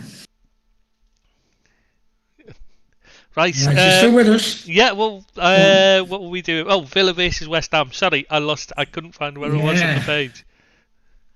So, yeah, really good game. Villa underachieving again. I didn't like Dean Smith after the game saying, blaming the referee, and we should have had this, we should have had that. They're underachieving at the moment with the side that they've got for me, and I expected them to do a lot better. Yeah, you had them down for a win, and so did Abid. Yeah. Rob had a draw. Deeps was the only one who got the right result, though he got the wrong score. He's done well this week, Deeps. Yeah, he's pulled a bit of a lead on this. You didn't do too bad. Get pulled away from Rob, and Abid had an absolute stinker. He got 1 point. 1 point. That was the Newcastle-Chelsea game. Was the only one he got. And that was the easiest. One, wasn't it? Yeah, exactly. Shows what he knows about football, really. Bless him. Yeah. Anyway, yeah, I agree with you though, Bill. I really enjoyed that match. Fear for Yeah, it Villa was a though. really good game. Yeah, they're not firing, are they? And once they saw Grealish, and I thought, oh, they brought a few good players in there, and they started off really nicely. But they're a bit underachieving, shall I say, at the moment. Whereas West Ham look a very accomplished side at the moment. They are, Moyes, not a big fan of the man, but as a manager, he's done really well for them, and they're going to give every side a game, every side. Yeah, he's doing surprisingly well there, to be fair to him. Yeah, he is, yeah. After I've a been few very years of impressed by failing. them. Yeah, he had some bad times. Managers do, don't they? Yeah. But he seems to fit there really well. And all their players are firing at the moment. They're hard team to beat, but they're playing some nice stuff as well, some really attractive stuff. And although I don't think it's going to last, I'll be honest with you, I don't. I think if they get a couple of injuries, they're going to drop like a stone. But they are a really decent side at the moment. Yeah, can't argue with that. What about Villa? Do you think they'll end up in the relegation battle? No, I think that you've got too many good players. And actually, although he had a good moan on at the weekend, I think he'll do all right for them, Smith. But they've got to start firing shortly because they've invested money, and they expected to do better, and they might be looking for a better manager. Not saying he's going to get the bullets, and I don't think he should. But if things continue on a downward spiral, which they are at the moment, I think he could be one who could be in a bit of trouble, to be honest with you. Wasn't it their third defeat in a row? Yeah. So, how many more do you think he's got before? How many more defeats in a row do you think they'll put up with before they get rid of him? Well, if he loses, say, two out the next three, I think he could be in line. I'm not saying he's going to get the sack, but Villa are the type of club who want to do well, and they've invested and they expect to do well. And if it's not happening, where'd you go from there? The only thing you can do really is change the manager. The only option you've got is to change the manager, and he could be a surprise casualty this season for me. What do you think, Rob? Yeah, Bill's hit the nail on the head with a lot of the stuff that I agree with. Surprised to see him drop off in the last few weeks. Had some bad losses. Didn't see the West Ham game versus Villa, but I saw the highlights. Looked like they got punished, just like they did against Arsenal. Hasn't worked yet. Don't think they will be in a relegation battle. I think, like Bill, exactly what Bill said. They've got too much quality there to be, within the likes of Newcastle and Norwich and co. But pressure could definitely mount if they don't start getting results quick. Spend a lot of money. I know they got a lot of money in for Grealish. Spent a lot of money. You would have thought they would have been pushing, higher than they were probably last season, and it hasn't happened for them yet. So it's going to be interesting. They've got Southampton away this weekend, so definitely a good chance there to take some points against them because I don't think they're much of a side. But going to be interesting. Going to be an interesting next month or two for Villa. See what they can do. See, I think they're a victim of their own success, really, because they're not that. I don't think they've got that good a side. When you look at the team, I mean, what options has he got? What's he supposed to do with it? It's not that they've got a bad first 11. It's that they've got nobody to bring in to replace. The clear weak link for me is the left side of the defence, particularly Matt Targett. I've got to say, I know Mings is nobody's favourite defender, but sometimes he can play well. and he's a good leader, so I can understand sticking with him. But Matt Targett, who do they put there instead? Yeah, but he dropped Ings, who's his captain. Ings. Which I think was a mistake. Yeah. Sorry. No, I'm talking about what's his name? Mings. Tyrone Mings. Yeah, exactly. Yeah, he dropped him the weekend. He's the captain, he's the talisman. And he's obviously one of the best players there, even though I'm not a fan of his. But to drop your captain and bring him on when you 2 goals down or 3 goals down, whatever you were when you come on. I'm not convinced he is one of the better players. They think he is. I'm not a fan, but I think they think he is one of the No, I think he's just a good leader, and that's why he's the captain. And I agree with that. I think and I do agree that it is a mistake to drop your captain, no matter how badly he's performing, because he should be the one that you get behind, and who then gets on the backs of the other players to make sure the whole team picks their level up. Is what I would be looking at. Yeah, that's what I'm trying to say, Chris. Rather than rather than drop him and make him look like it's if he needs a rest, that's one thing. Rotate players out for a rest, but dropping him, that just sends out the wrong result. Yeah. You can't. I mean, how is he meant to be a captain if he's getting dropped every week? It sends out the wrong message. It does, Trish. Yeah.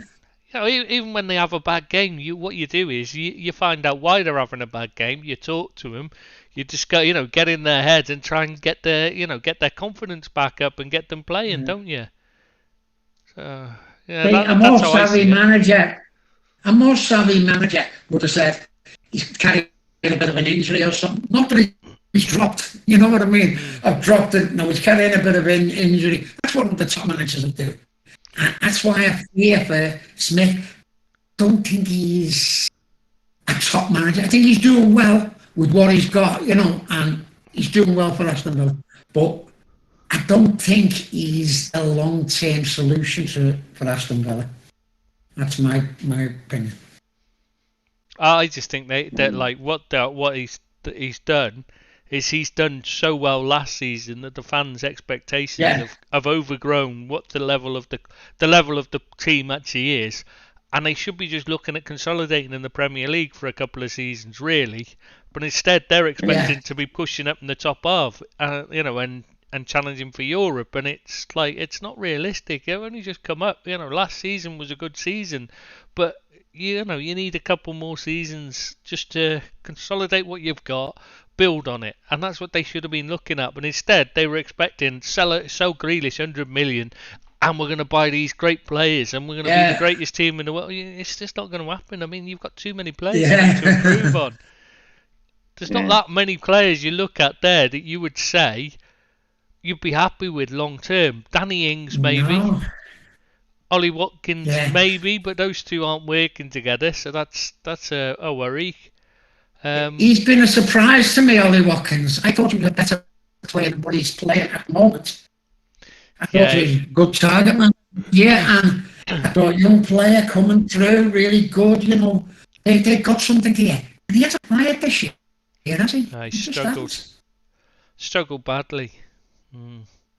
Yeah, that's what I mean. They could well be in trouble because I think they might panic and sack Smith when really they should be just saying, this season all we need to do is we need to survive again and a couple of more seasons of survival to build a side, and then we can start looking at pushing on. But I don't think that's how they see it. I think they're expected to challenge, and it's just not going to happen. Yeah, I hope they do. I really do. I hope they do well. It's a good club. I want them to do well. I think they play some nice stuff. But I just don't think it's happening for Smith at the moment. And I fear for him that Villa might have higher expectations than what Smith can deliver this year. That's my thing with them. Okay. But, they're a good side. Okay. So West Ham, do we think European, are they going to hold on to a top 4 place by the end of the season? No. No, I didn't think you'd say that. I thought you might say that, so I'm just thought I'd ask. Between 6th and 8th, they'll finish, West Ham. for me. Who do you just out of interest, in which case, who do you think's going to finish above them? I mean, for me, it's Liverpool, Man City, Chelsea, top three. And what order? I don't know. I'm just because that's the order they're on my sheet from the games, like the weekend. That's why I said it in that order. That's not that's not the order I'm think they're going to finish or anything. After that's not a prediction. No, I wish it was. I wish it was. I wish that was what we were going to be finishing as, but no. It's just so yeah. Those three are going to be the top three. But after that, I think it's up for grabs. You've got teams like Brighton. See, I think Leicester are going to do as well. Man United is still going to be there. Man United. Auto fifth, they're going to be there. And I think Leicester are resurgence. They've got to get their act together, and they might well be up there. I think Arsenal have improved a hell of a lot. Maybe they'll be looking there. Sixth or seventh now, Arsenal in the league. I think they'll be looking to maybe get in one of them Europa Cup places. Certainly not Everton at the moment. Maybe Conte can whip Tottenham into shape. Yeah, maybe. They'll have aspirations, yeah. So I don't think it's cut and dry to West Ham to be in the top 5 or 6. Maybe 6, maybe 7th, somewhere around there. Maybe. Just thought I'd, ask the question. Anyway, posed the question. Yeah, it's fair enough. Right, we'll move on to the final game of the weekend then. Wolves-Everton. So what happened here, Bill? Because you were the only one that got the result right. You didn't get the score right, but you did get a point here because you said 3-0 to Wolves. You were the only one that thought Wolves were going to win. Yeah, I really expected them to, and they could have been 3-0 up at half time easily. Yeah, I've never seen such a lacklustre bunch of down and outs that Everton were in the first half. And they had Gabaman and playing for his 4th start since he's been there for nearly 3 years. And I know he's had injuries, but he's not a player for me. I know he's had injuries, but hasn't got much to choose from. Rafa Benitez, but they were an absolute disgrace to a man in the first half. To a man, absolutely woeful. And he brought on Fabian Delph in the second half, who looked like Maradona compared to the others. Yeah, he played really well. And Delph? Sorry. Totally changed. Did you just say... I'm sorry, I need to go back again. Did you say Fabian Delph? Because I was sat there thinking I must be mishearing this. No, you're totally right. Fabian Delph. And he looked superb when he come on, actually. Are you sure somebody else hadn't borrowed his shirt for the game?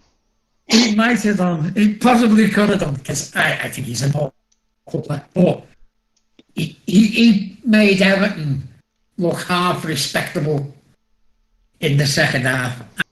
We got to go back. Possibly could have scored another one and got a cheeky draw out of it, but obviously we didn't. But Wolves were the better side by far all through the game, and Everton were a disgrace. And it was, to be honest with you, I'm a big Rafa fan. Thought he picked the wrong side. Thought his substitution besides Delph were poor. And I know we've got loads of injuries and you can blame, but we're talking about professional footballers here. We're talking about mainly internationals, and they were awful. Absolutely awful. And, you go on any of the sites and all, and everyone's saying the same. Absolutely awful performance. And has been for the last 3 weeks since we got the draw at United. We've been an absolute shambles other side. And I can't defend them because the players don't look as though they're interested. Why? I don't know. You should be proud to wear the shirt. That's all we want. We don't want to ask for world beaters. We're asking for people to be proud to wear their shirt and give it 100%. And you've got players like Iwobi. Absolutely awful. Alan was awful at the weekend, and I'm a fan of Alan. But he's going to go anyway by the looks of it. But the rest of them, honest to God, such a lacklustre performance. I was ashamed to be an Evertonian this weekend. To be fair with Alan, his problem is that he's not the most mobile of players. He needs the. No, he needs the core. He needs the Decore alongside him to do the running for him. Yeah, he does, yeah. But he's going to try this weekend. Who's around him in that midfield? Absolutely no one.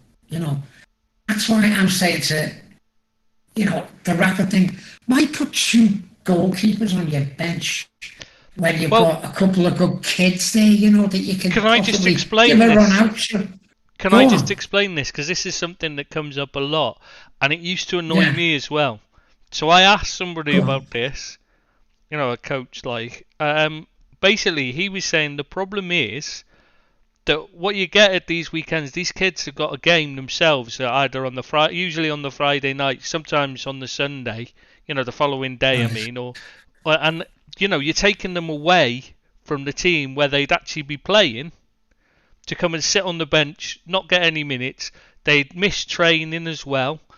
They miss, They're not training with the team because they're either travelling or they're spending the night in a hotel. Sometimes if they're, you have to have a player of a certain age for starters. You might not be, they might not be old enough to actually, you're limited to ones that are 18 or over usually, depending on where you go in and what time, what time of year it is and stuff like that, because they might have schooling. There's a lot of things that can cause it, and basically it just ends up the point where they're probably, you don't want to reward a player as well for getting in the first team if they've not deserved it. You know what I mean? You want to make them earn it, otherwise it's like, what's the point in sticking them on the bench? You're just wasting a spot on the bench to a player, and it's not sending out the right message to the rest of the kids in the team. You know what I mean? Because they're saying, and he gave me a huge list of reasons why they didn't, and I can sort of understand it. I still think myself that it feels wrong. There should be a kid on the bench rather than, you should have a chance. There must be somebody in there who's deserved it.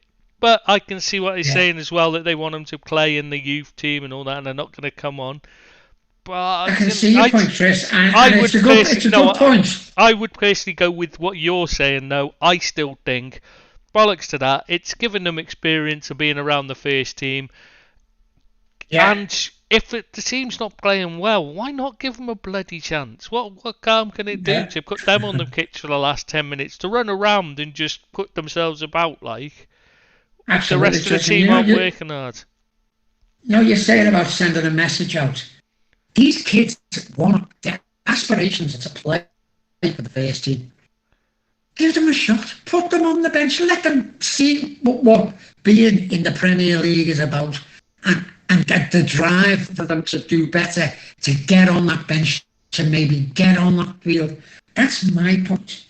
Rather than have 2 goalkeepers, what do you want 2 goalkeepers for? Exactly. Well, the thing that annoys me about it for me is, I will understand if you're travelling away in Europe. I've got to say, those things you're saying, if you're travelling away in Europe, or it's an overnight, a long trip in the UK, like to Newcastle from Portsmouth or wherever, somewhere down south like Southampton. Again, I can understand it because it's a long journey. You don't want to take a kid out of their thing. But for me, the other thing is, kids aren't learning anything playing in their age group. It doesn't help them. No. They don't improve. They need to play against the adults. It's a waste of time, so I don't see that. I understand why they're saying they want them to stay in and play games, but I just don't see the age group games as any use whatsoever. It's wrong. That's why there's such a big gaping gap between youth team and first team, because there used to be a really good reserve system in the English leagues, and that's completely vanished because every team now with a big player, the Premier League clubs, have got 45 players in their first team squad, and none of them play in the reserves. So you've no longer got a good reserve size because they're not, they're too big. They're too big for their boots to play in the reserve teams these days, aren't they? So you've got to give these a chance. Like Liverpool did with Trent, like Everton did with Rooney. Throw them in, see if they're good enough.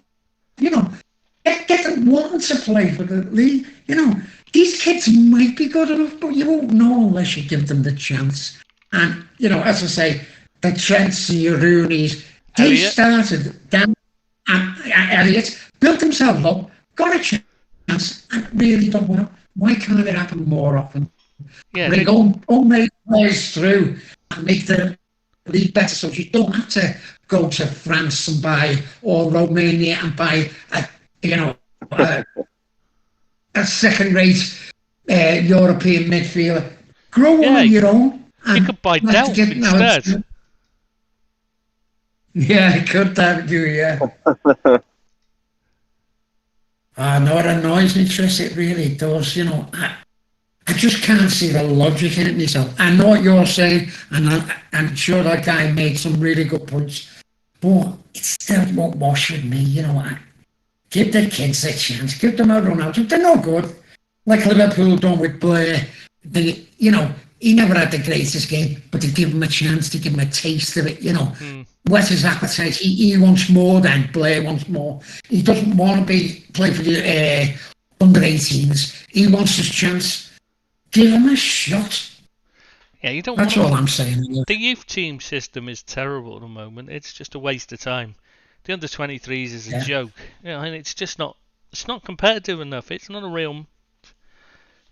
And they need to change it. They really need to go back to the old reserve system where actual reserves played. If they weren't in the first team, they were playing in the reserve team that weekend. Well, obviously, I don't think that'll ever happen, will it? That's the problem. They'll all be too busy resting when they're not playing. Yeah, but you've got to give kids a chance. You really have. It's the way forward is to give kids a chance. Don't just let them settle it for under 23 football. What's that all about? Yeah, give them a shot. If they're doing well, give them a shot. And the supporters want that as well, by the way. They love to see players. Like Liverpool done with Elliot. They give him a shot. He's done really well. He was playing brilliantly before he got injured. That's what supporters want to see. It's probably the most exciting thing. Yeah, of course it is. And, having a fame with this great academy and all that, and they've done nothing. They haven't had a player come through. Yeah, when was the last one? Was Rooney the last one, wasn't he? It made a real impact, yeah, absolutely. Yeah, I wasn't going to count Tom Davis or anything, because they've not really. I wouldn't count they've Tom never Davis. Well, even if he says he's never held down the first team place, so you can't really count him, I think. No, yeah. No. Yeah. Could always save you some money as well, if you're having trouble, for example, at left back, and you're struggling to find quality in your first team, or you've got injuries, and then you have some emergence of some young player that's playing that comes in and plays left back. It's like, well, this kid's doing really well. Why do we need to go out now and spend 20, 30, 40 mil, however much money? Well, the thing is that changed when they brought in the transfer windows, because before then clubs could take a chance on a kid because they could give him a run of games, see how he gets on, and if he doesn't get on, well, we'll go and buy a left back then. You know what I mean? If he's not up to the task, we could go out and buy a left back then. Nah, you don't need such a big squad, because you could go and buy a player in December if you were short players. You could just go and buy a few. That's what clubs were doing all the time. They go out in February and buy some players if they were struggling and that. Remember Harry Redknapp famously buying in, was it couple of strikers to rescue West Ham when they were looking like they were going to get relegated, remember? I don't know if you remember that yet. I can't remember who it was though. But yeah, they turned the season, saved them from relegation, things like that. That used to happen all the time.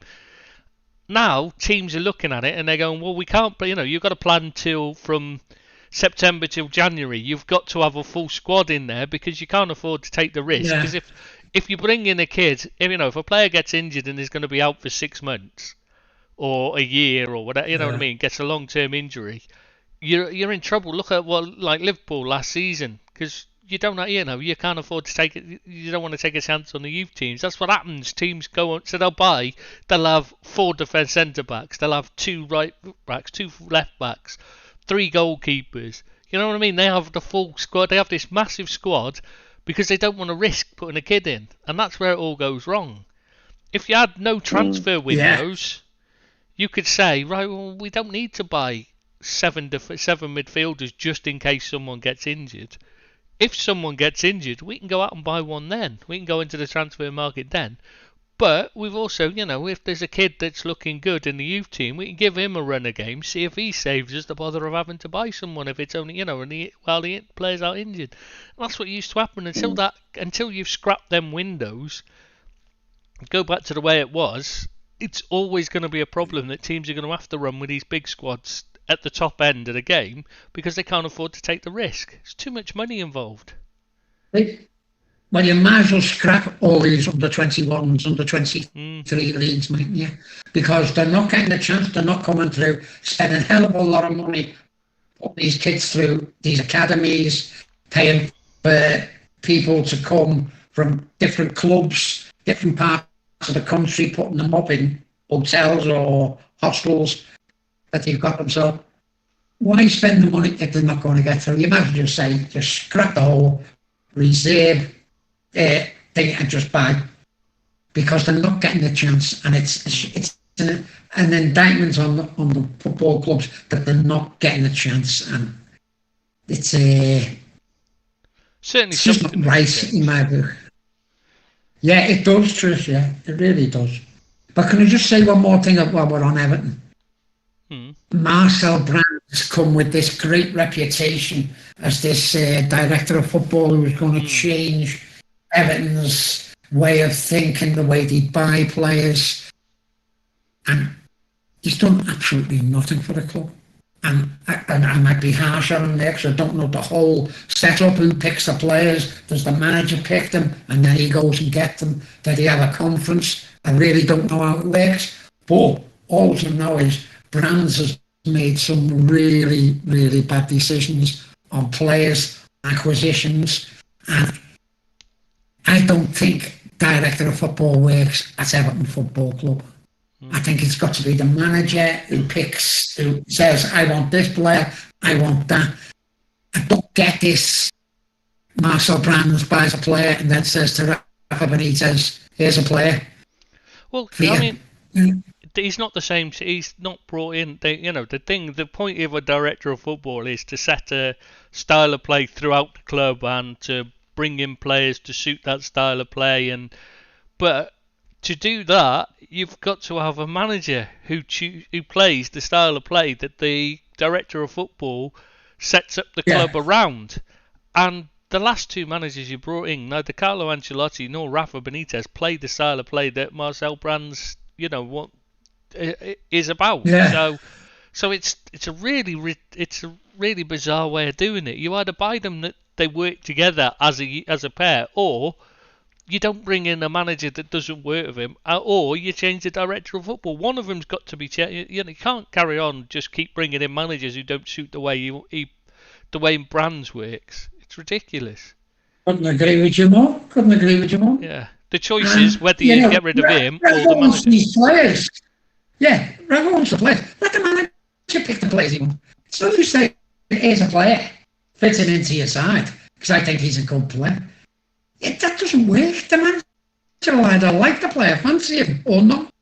Let the manager make the decisions. Get rid of the director of football. For me, whatever. That's my point. Last point I'm making on that. Yeah, the problem is Rafa might sign good players because he's already signed two that work, so we better not let him do that. Yeah, I think personally, don't let him. No, you carry on, Brands. You're doing a good job, in my opinion. Yeah, thanks. Yeah, no, it's fine, Bill. I don't mind. I'll carry on saying that for you for good. Did you watch the game, Chris? Your game? It was on, but I think I was falling asleep at the time. I was watching it, but it was kind of like I was struggling to stay awake at the time. So, yeah, they could have been 4 or 5 up at half time. Did you watch it? Yeah, you were battered. You were battered. What I saw.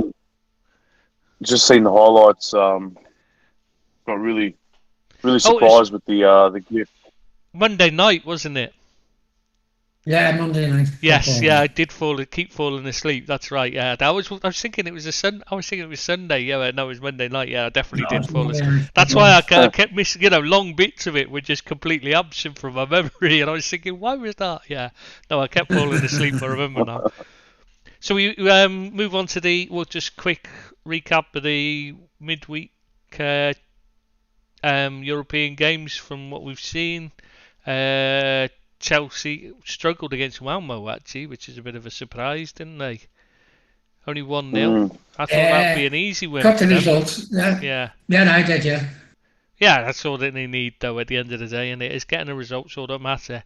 The only other one on that, the other Barcelona winning against Dinamo Kiev was a bit of a starting to have they improved now they got rid of Koeman possibly, but the one that obviously the game of Tuesday night was Atalanta Manchester United, the 2-2. So I don't know if either of you saw that. I did, yeah. I watched that, and they equalised in the 91st or 92nd minute with Cristiano Ronaldo, and they were lucky not to get beat. And they did show a bit of battling quality to get the equaliser, but they look poor again, Man United, for me. And I don't think he picks the right side, and I don't think he's picks the right formation, and the motivation's very lacking. And they just don't look like a European side, a European side who you say, oh, I don't want to get them in the draw. You want to get Man United in your draw. You want them in your group. Oh, I still think, imagine, I'm not going to sit here and say Ronaldo was, a really good buy for them and stuff. We've gone over that and our thoughts on that, but imagine he hadn't signed for them to be able to salvage, some of these goals he scores for them.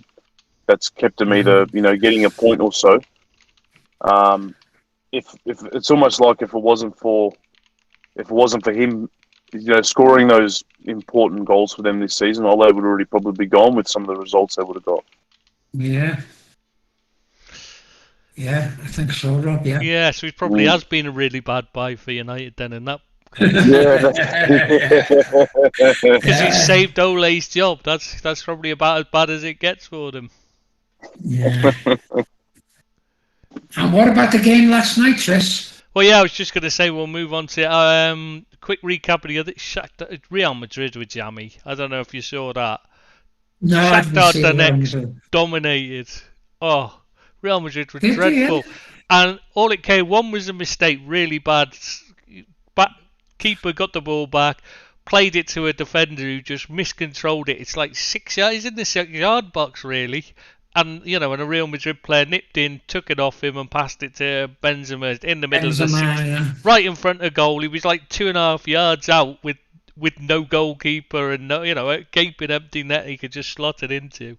Shakhtar equalised. They were absolutely battering Real Madrid. And then one good piece of play in the second half and Madrid scored again. I think it was Benzema again, if I remember rightly.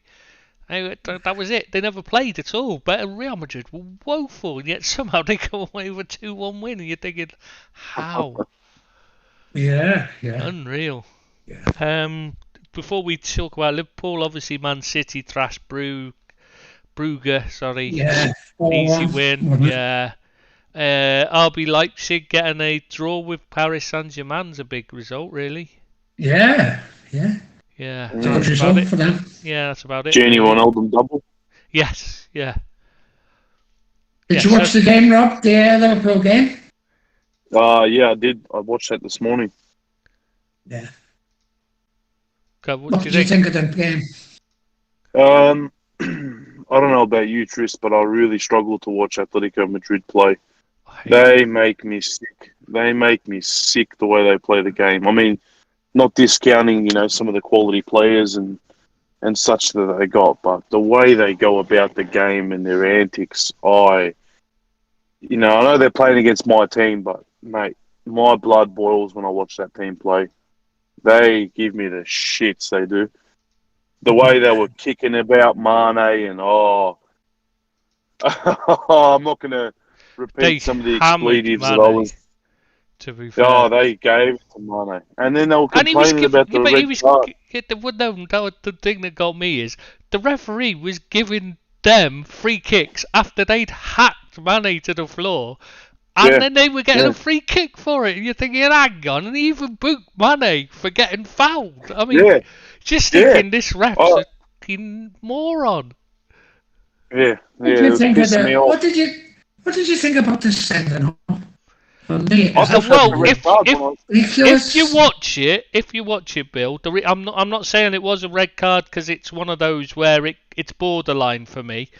If you watch it again, the initial contact, he makes contact he stamps on the back of the ankle. The question is whether it's just a running motion and he's running and he just catches him on the back of the ankle accidentally, or whether he does it deliberately. That's the question, and that's where the referee had to decide on. For me, that's what it looked like. Deliberate. And it's the second one, and then he trips him afterwards when that doesn't take him out. For me, having watched Atletico Madrid, I'm sorry, but I can't believe he didn't do that deliberately, because that's the way they play. They go out to injure the opposition all the time. They are horrible. I can't give him the benefit of the doubt like I would if it was, say, Arsenal playing them. If it had been Arsenal playing, I'd have said that's really harsh, because I think it'd probably been an accident. But when it's Atletico Madrid, they deliberately do this. Yeah. This is what they do, and I'm sorry, but he deserved to go off in my opinion. Yep. That's how I see it. In my opinion, he didn't. Only for the simple reason a referee can't decide before the game at Atletico are a horrible side. They are a horrible side, but I don't think he can predetermine that. And I think he tripped him. Yeah.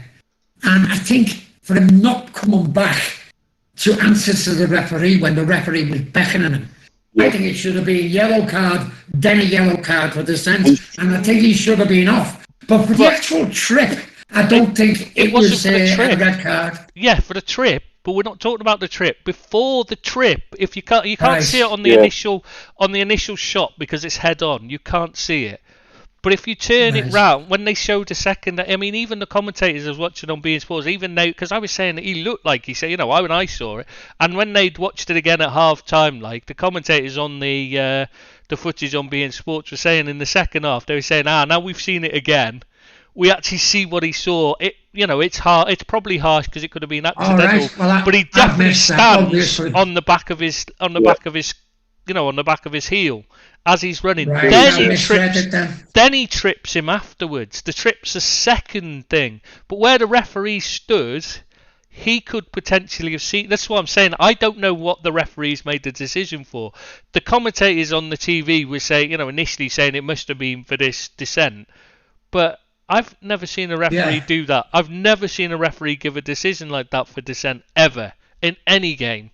They never do. They bottle it when it comes to dissent. No. So I just wondered what he was doing. I just couldn't get what he was on about. Yeah, I honestly think he saw that the stamp on the ankle as a deliberate. He's thought he's been watching them play. They've been doing this to Mane since the kickoff. They've deliberately targeted him. They've clearly decided to take him. And they've clearly gone to wind him up and get him sent off. That was what they were deliberately doing. You could see it every time he got the ball. Yeah. They were just hacking his legs out from under him. And I think the referee just saw that and thought, do you know what? I can't believe he's not deliberately stamped on his ankle rather than it's just he's running behind him and he's caught his ankle.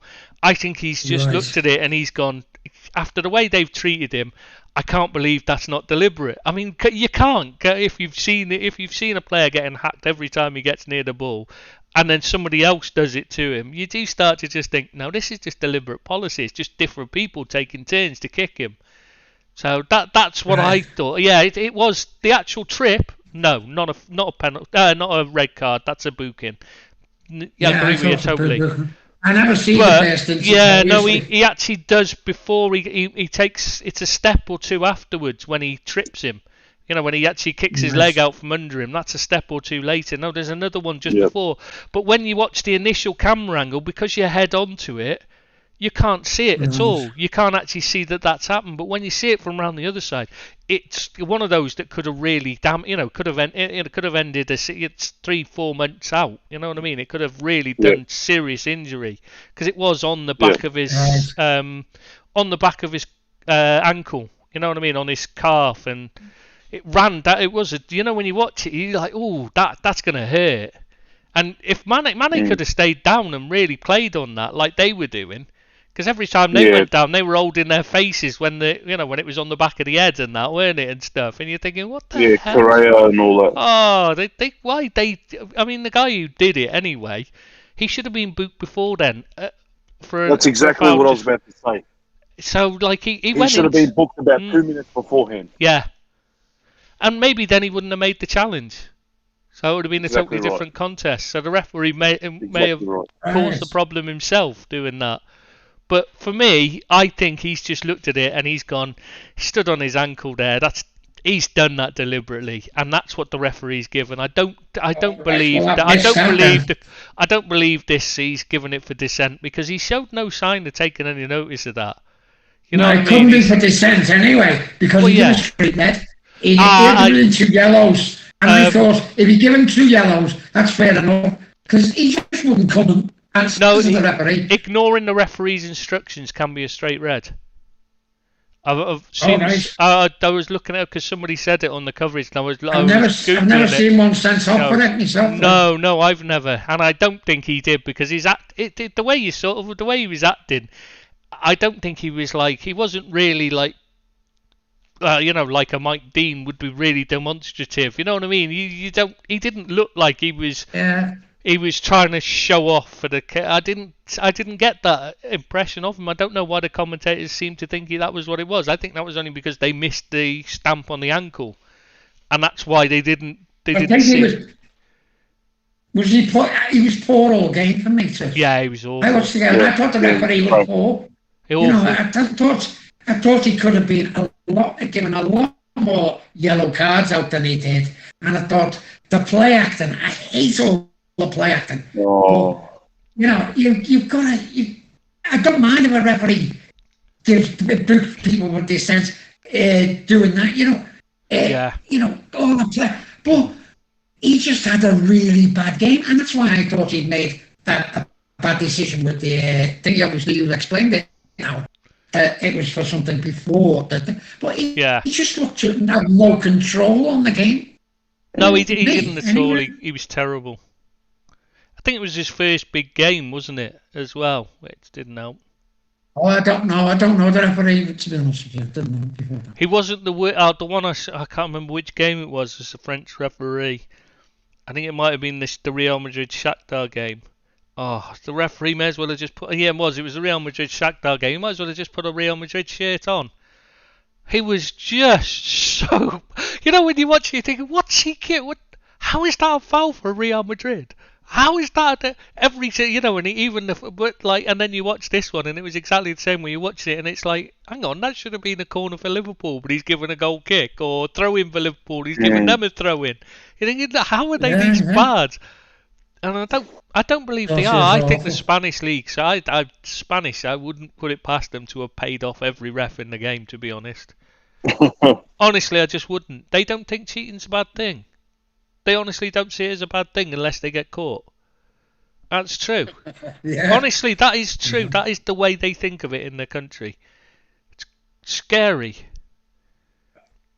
Really is. Look, I'm not one to, to hang too much shit on a team or a player of an opposition. If someone goes out there and they're playing better than you, or you're singly one player is destroying you, I'm not one to sit there and slag them off.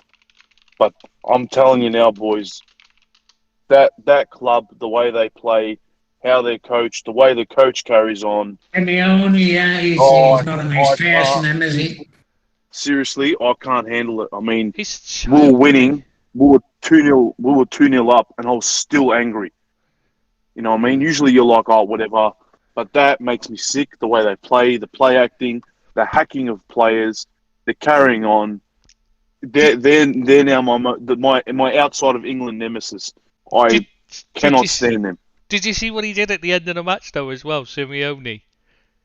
With the handshake thing. Oh, at the handshake thing, because they stayed on it deliberately to see what he did. To see if he'd shake. He didn't shake hands, did he? No, what happened was he stayed out there. Klopp's gone running onto the field, congratulating all the players. Simeone waited by the sideline like he's going to wait until, to give him a handshake. So he's saying, he's giving all, shaking hands of all the players. As soon as Klopp walked over towards him to go and shake, as if to shake his hand, he turns and buggers off down the tunnel straight away. The minute Klopp starts to walk over to him, I thought, you sad little twat. You really are a pathetic little bitch. What a worm. How can you not shake the hand of the opposition manager? Regardless if you lose 10-0 or you lose 1-0. At the end of the day, it's a respect sport. Shake the opposition manager's hand.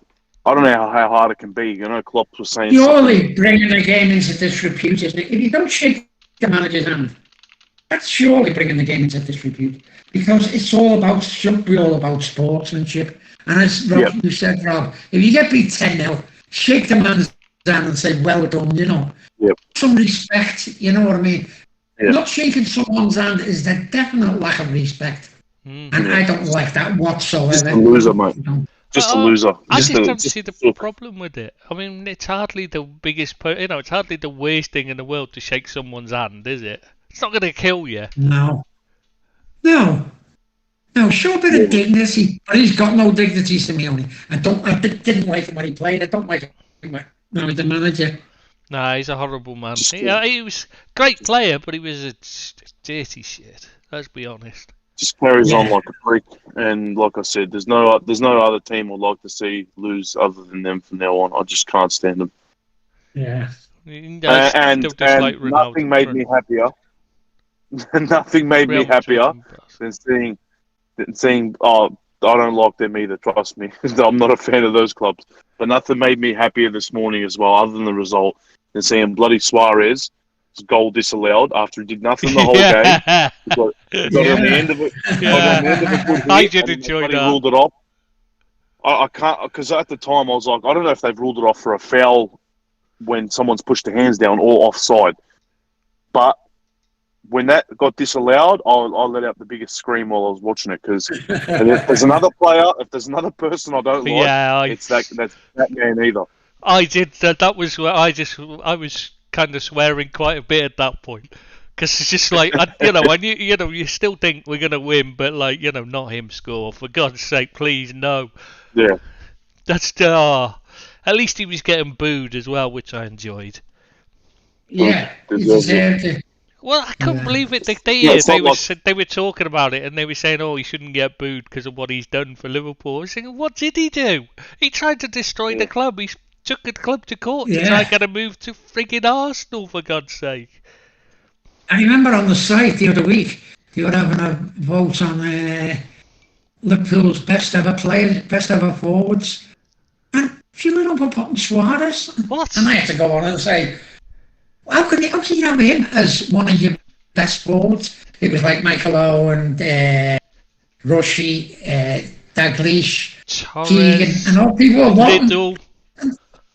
And Suarez was getting all these votes. What are you voting for him for? He was an absolute disgrace. They haven't seen Dalglish play. That's what it comes down to. Because if they had, they wouldn't be even considering Suarez as better. There's just no way. You just don't. If you've seen Dalglish probably all my age. Yeah, I mean, don't you watch you know what I mean? You can watch videos on the internet these days. Why don't they watch them? If they support the club, find out about it. It's history. Cause just couldn't believe it. You can understand them not seeing Billy Liddell, because he's, there was not much footage of him playing. Time ago, yeah. Only Billy remembers him. Sorry, remember him playing, but never remember seen him. Did you? Oh, that's a shame, that, because I'd love to have known what you thought of him. Because everything he's a proper legend. If you read, he was only part-time, an amateur, part-time pro. He was an accountant as well. He was the only one of the team. And yet he was the best player by far. Yeah, he was working as an accountant, but he only trained twice a week. And then he spent he spent all his evenings at giving talks to boys' clubs and schools and stuff. He's most of his time was spent doing stuff like charity work and stuff. Brilliant man. Well, yeah. But yeah, I mean, when you could understand them not picking him, though, is what I was trying to say. Have you ever done a write-up on him, Chess? I'm in the middle of. That's why I've noticed, because I'm in the middle of doing a article on him. A research on an article on him, because he's just once you read about, you just thinking this guy's just incredible. You see what I mean? They were called Liverpool because he was that good. He was a king. Oh, he's brilliant. I mean, but yeah, it's to suggest Suarez is in the same class as a player like that just makes you feel a bit sick, to be honest. He's got no class whatsoever. Yeah. And Dalglish, who's done so much after Hillsborough and that, to compare the two, it's just no. Yeah, ridiculous. Yeah, it was. Yeah. I mean, if he'd been as great as Dalglish, Liverpool would have won this season, and when he was playing at his peak, but they didn't. Yeah. Because he wasn't the great. No. I mean, he wasn't even good in his first season. If everyone forgets that, the first 6 months, he wasn't that good. People seem to forget that. He struggled in the first 6 months, didn't he? Horrible person. Yeah, he did. Yeah, but he scored a lot of goals. Yeah. Just a vile man. Yeah, absolutely. It's totally right, Rob. Right. Are we on to predictions yet? I was just gonna mention what the scores are. Oh, sorry. Rangers are losing 1-0. West Ham are losing 1-0 at Genk. Are they? Yeah. Right. Yeah. That's really it. But that's the only games with British clubs in. So. And there's no big. Celtic were playing tonight as well, aren't they? They played tonight. Yeah, they're the later game. So. Oh, are they? Oh, yeah, 8:00 kickoff. Your time. Okay. Obviously not 8:00 your time, Rob. Don't get confused. So we'll do the predictions next then, yeah? Yeah. Okay then. Right. So I got to find the right sheet. Right. Got loads of notes today. Actually been prepared. Well, that's the point. What are we going to do about Deeps and Abid's score? I mean, you don't want Abid don't want to lose his score because he was doing so well. They can always put theirs in tomorrow. They can put theirs in tomorrow. Yeah. Did Deep send you his prediction? Who Deeps is? Yeah, did Deep send you his prediction? No, but he's winning anyway, so it doesn't matter. Bollocks to him. Gives you two a chance to catch up. Yeah. It's his own fault. He's the one that didn't want to do it today because he hadn't seen any games. He's still sulking because Ole's not being sacked. That's what the problem is. So he's still crying. Yeah. That's what's happened there. Right, so we're Southampton Villa. So I don't know which order you two want to go. Do you want to go first, Rob, considering you're behind? Yeah, sure. I've got Southampton 0, Aston Villa 0. Ooh. And Billy? I'm going Southampton 2, Villa 0. Ooh. I think the room's going to continue for Smith. And he's going to be hung out to dry. But there you go. Ooh. That's a big one there then. Right, now on to the Manchester derby. Manchester United 2, Manchester City 4. Oh shit, I've written that in the wrong spec. Sorry, hang on. Right, yeah, go on. High scoring game, I reckon. Yeah. Oh yeah, I can't see it happening, like. Not with them. Not United getting 2. That's what I meant. I'm going for a 1-1 draw for that. Cristiano Ronaldo will get the equaliser in the 87th minute to rescue a point for you. I was thinking in Rob's, is that a Cristiano Ronaldo hat-trick? 2 for Man United and an own goal. That would be funny. I should put money on that. Brentford versus Norwich is the next one.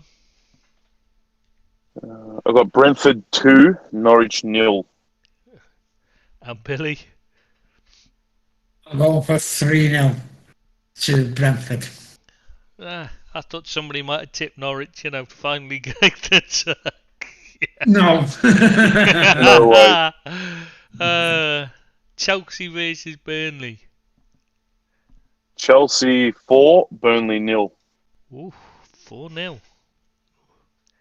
And Billy? And Chelsea 1, Burnley 0. Not as easy as you think. Are they still missing the strikers, Lukaku and that? Yeah. They're still missing Lukaku, and they've come up with good results. And, the bit of buoyancy in the club. I think they might make it hard work for Chelsea. Yeah, and Chelsea have been away travelling in Europe, so... Yeah, very much so. And this is the kind of game you'd want Lukaku for, because this is the kind of game he does well in, because he's a flat track bully. Yeah. Yeah, he is a flat track bully. These are the things I wish I thought about before I put my results in. Well, try and help you, but you're thinking of these things, but nobody listens to me, so I don't know why I bother. It's not like I know anything about predictions anyway, because I don't do any. So, this is why I don't do any, because I think them through too much, like, you know what I mean, and I end up just completely confusing myself. Palace versus Wolves. I've got Crystal Palace 1, Wolverhampton 1. Bilbo? Well, 2-1 to Palace. In a bit of a good run at the moment, Palace. And I don't think Wolves are still firing on all cylinders. They only played Everton last week, so you can't really judge them on that. I think they might get beat by Palace. So it's 2-1 to Crystal Palace. Right. So we got Brighton versus Newcastle next. I've got Brighton 2, Newcastle 0. Billy? Brighton 3, Newcastle 0.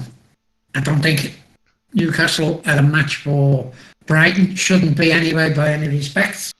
And I think Brighton, as you know, I'm a big fan of Potter. Decent team. Done well last week at Liverpool. I think they're going to have far too much for Newcastle this weekend. You just wanted to get that in again, didn't you, about them doing well at Liverpool? Yeah. That's all. That was all that was about, yeah. It's not like I'd ever mentioned anything about you getting beaten by the worst team in Premier League history or anything like, you know what I mean? I know you don't know. No, I can't understand why you do this, Bill. It's Arsenal versus Watford. I've got Arsenal 3, Watford 1. And Billy? Arsenal 4, Watford 0. Ooh. Far too good for them. The worst side in the country. Other than Everton. Speaking of Everton, Everton Spurs is next. I've got Everton 1, Tottenham 3. Everton 1, Tottenham 3. Trust me, that would have been a lot different if Nuno was still in charge. Yeah.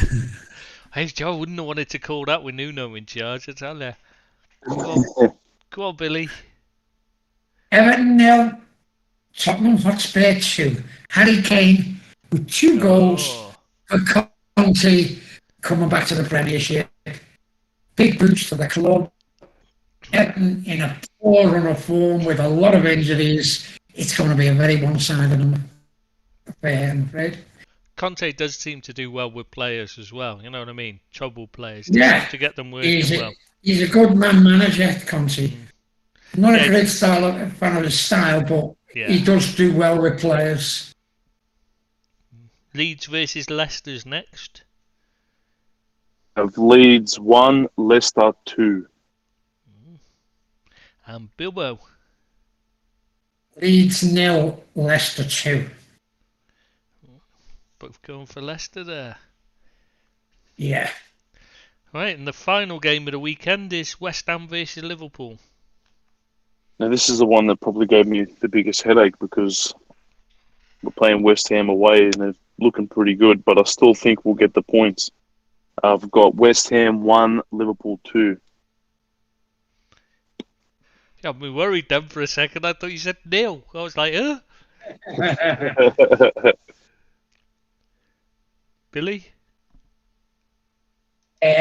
West Ham won, Liverpool won. I think a draw for two good sides. Both had a bit of a midweek hardship in games, a bit tired. But I think West Ham, they're a good side, and I think they might give Liverpool a couple of problems. You can't back against Salah scoring. Salah to score for me, for Liverpool, but West Ham to sneak a draw out of it. That's the same result you went for last week as well. It's Brighton. I'd say yes. Yeah. Interesting. I hope you're wrong, but interesting. Of course you do. Yeah. Right, should we wanna do any of the news stuff before we? I don't know if there's anything. Tell us what's in the. Well, I'll run some stories past you and tell us whether you want to talk about them or not. That's probably the best way, isn't it? Yeah, so, Man United, Ole done enough to save his job for the long term, or do you think the derby will kill it, or possibly injuries save him because he's got so many injuries he's got an excuse even if they get hammered? Just delaying the inevitable. Rob, delaying the inevitable. He's going to go. It mightn't be till after Christmas, but he will be going, and he's been found out. And nothing is going to save him. Even a win at Man City probably won't save him. I think we all know he's not good enough for the job, and things are going to have to change if United want to be contenders for the European Champions League spot. And I think he will go, but it's going to be after Christmas. So nobody thinks he'll survive the season? Yeah, I think he still will, but moving forward in the long term, it's inevitable to me that he's going to get sacked because he's never going to, in my opinion, win a major trophy with them, and he's just going to continue to be on that same sort of trajectory that he's on now. So I don't see any sort of happy ending for Ole and United. How about you, Trish? I think he'll see the season out, to be honest.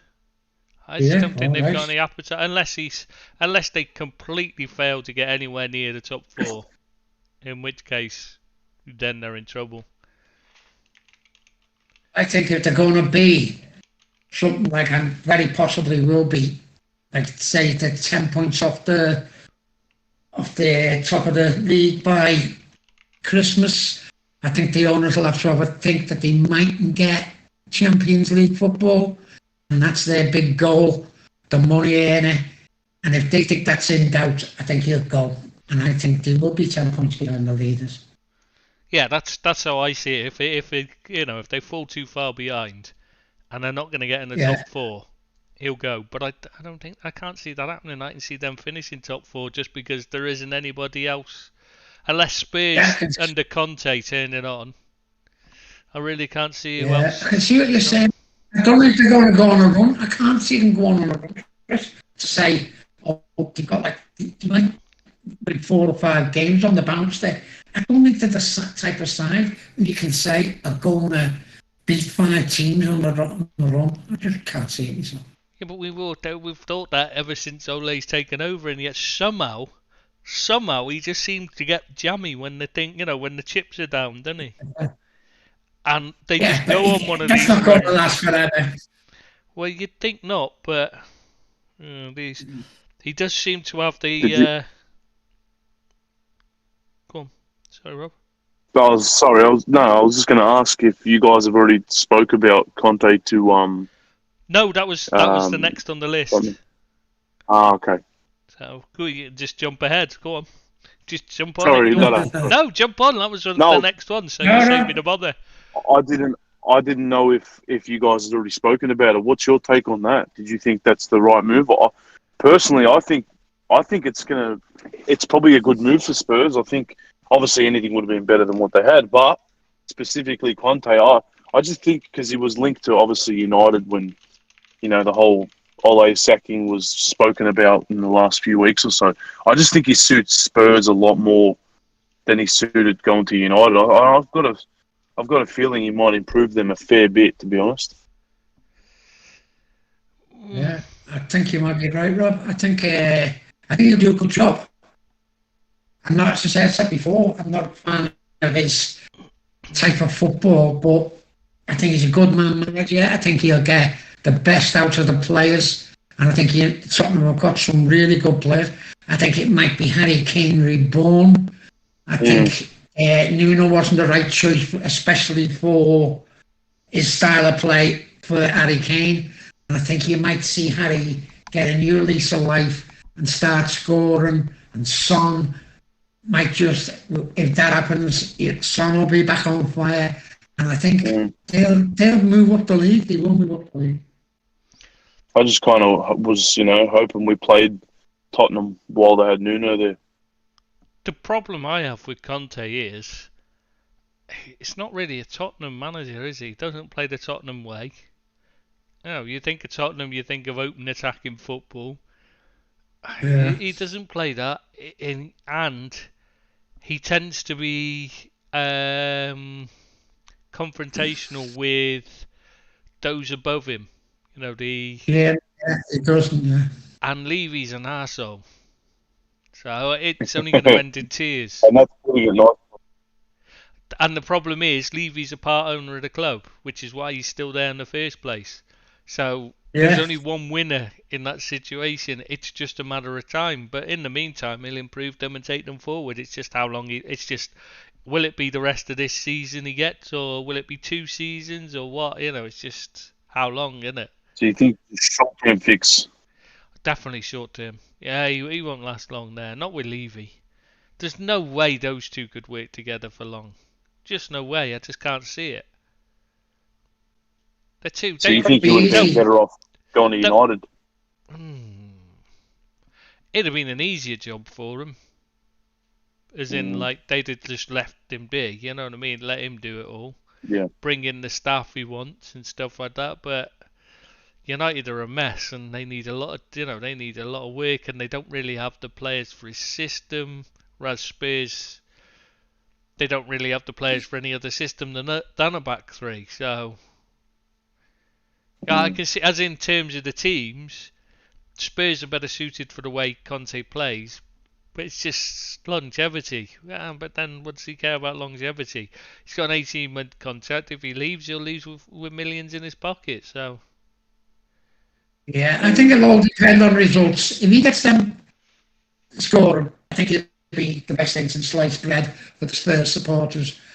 And I think he will get them firing. I think he's a better manager than Nuno. I think he'll get tune out to players that have been underachieving. He's noted for doing that. I'm not saying that they're going to be the best watch, because Conte's sides never are, but effective manager, very effective, and I think he will make them a better side and get them to the table. And then Levy hasn't got a chance to sack him. Unless things turn. They'll definitely improve. Yeah. Yeah, he can't. I mean, he couldn't make them any worse than what they have been under. No, he can't. Let's be honest. That's a fair point. Yeah, it's a fair point.